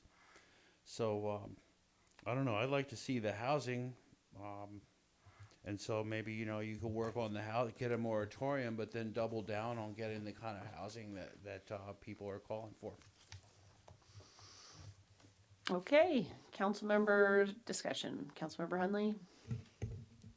I think it's probably worth a shot, and it's something, we knew that there was some things that needed to be tightened up with our code anyway, but now we have to do it, but I wouldn't want to go 10 months, but if it could get at least a few months to get situated, because the last thing we'd want is for people to swoop in knowing that we were in a very vulnerable place and just throwing in applications for things that are not helpful. I think it's a good idea. I think we should do it. Yeah, this is about the fact that the city's kind of exposed in terms of our subjective standards. We don't want to see a bunch of projects come in that take advantage of that. We want to tighten things down so that we build the housing that we do want. I agree with Councilmember Hundley that going out 10 months may be too far. I'd like to hear back from staff, and I'm sure you can update us when we would go for that extension on how much time would be needed or whatever, and we could go whatever the smallest amount of time that you think would be appropriate is what I would want to do. I mean, 3-4 months I'd be comfortable. But I think we should do it for sure. Councilmember Cook. Yeah, I'd be in favor of agendizing it. I think that we would want to keep our local control. It is a new world, and I hate moratoriums also when residents will call and say, well, why did you do this? But, I think with the way the state is looking at it, it's better to keep the control local. Councilmember Agrimonti. Great. Does staff need anything else from us? No, Yes, I think we do, at least I do. What types of projects would you consider exempt from the moratorium? Commercial, multifamily? What would you consider? Affordable housing projects would be one. Commercial. Anything else? I can think of. I mean, I'd like to see David Storway on this. I mean, what would you exempt? So it becomes a balancing act with HCD, because on the one hand tonight they saw you look at impact fees, which is a positive thing. Now they could be saying, well, maybe I hold the $160,000 out of your hands with this moratorium, so there's a counterbalance there. But I think if we go ahead with affordable housing projects as being exempt, then that shows a positive view again. And then obviously if we don't muck around with non-residential, that's a good thing as well. So I think we'll be fine. And just as a reminder, we can talk more about this when we bring this back to you on the 16th. So you can once you set the parameters for how long that moratorium is after the 45 days, so we meet December 16th, it'll be 45. Let's just say the next time we come, council would need to get back together, call it December 30th, because you've got to then do that 45 days before January 1. Just so you know, I'm out of town. Yeah, and we'll have to talk about, we'll have to kind of look and see when council members are here and who can participate via phone. If you're gonna be a set location, we'd have to notice the location, meet all the Brown Act requirements, so we'll have to do some calendar review. But just as a reminder, once you set that time limit, let's just call it December 30th, and you say, okay, it's gonna be 3 months, you cannot extend it again. You can call it 6 months and you can get it done sooner, or you can say 10 months, you can get it done sooner, but you cannot you can't expand it. Because then we're gonna be within that January timeframe. So, Possibly, so something to keep in mind. maybe by that time we could build a wall around our city and declare ourselves not part Not part of cooperating. California? Yeah. Bear flag revolt part 2. Sounds good. Okay, anything else? No. Thank you. Now on to item 7, council member reports and comments. I dare you to make a comment. Okay, go ahead. I have something, I put this in everybody's mailbox. I'm very Bye, Fred. excited about the Fare Free program, and we are up to 100% as of September. If anybody's driven by the high school, you can see 15 to 20 kids waiting for a bus, which is great because, they moved the bus stop closer to them on East MacArthur, and so it's great. And then, of course, I dedicated this evening to Camilo Hermosillo, and I appreciate the support for that. The family is, as you could see, very distraught, but appreciative. Thank you. Anyone else? Goodbye, please. City manager comments, announcements? And then, thank you. Kathy, thank you for coming when you're sick. Appreciate it. I'm sorry you don't feel well. City attorney? No, I have no comments. Okay, now we will adjourn to closed session. Yes, we After you are. open the item for public comment, please. Oh, would anyone like to comment on this item? Seeing no one in the audience, I will close public comment.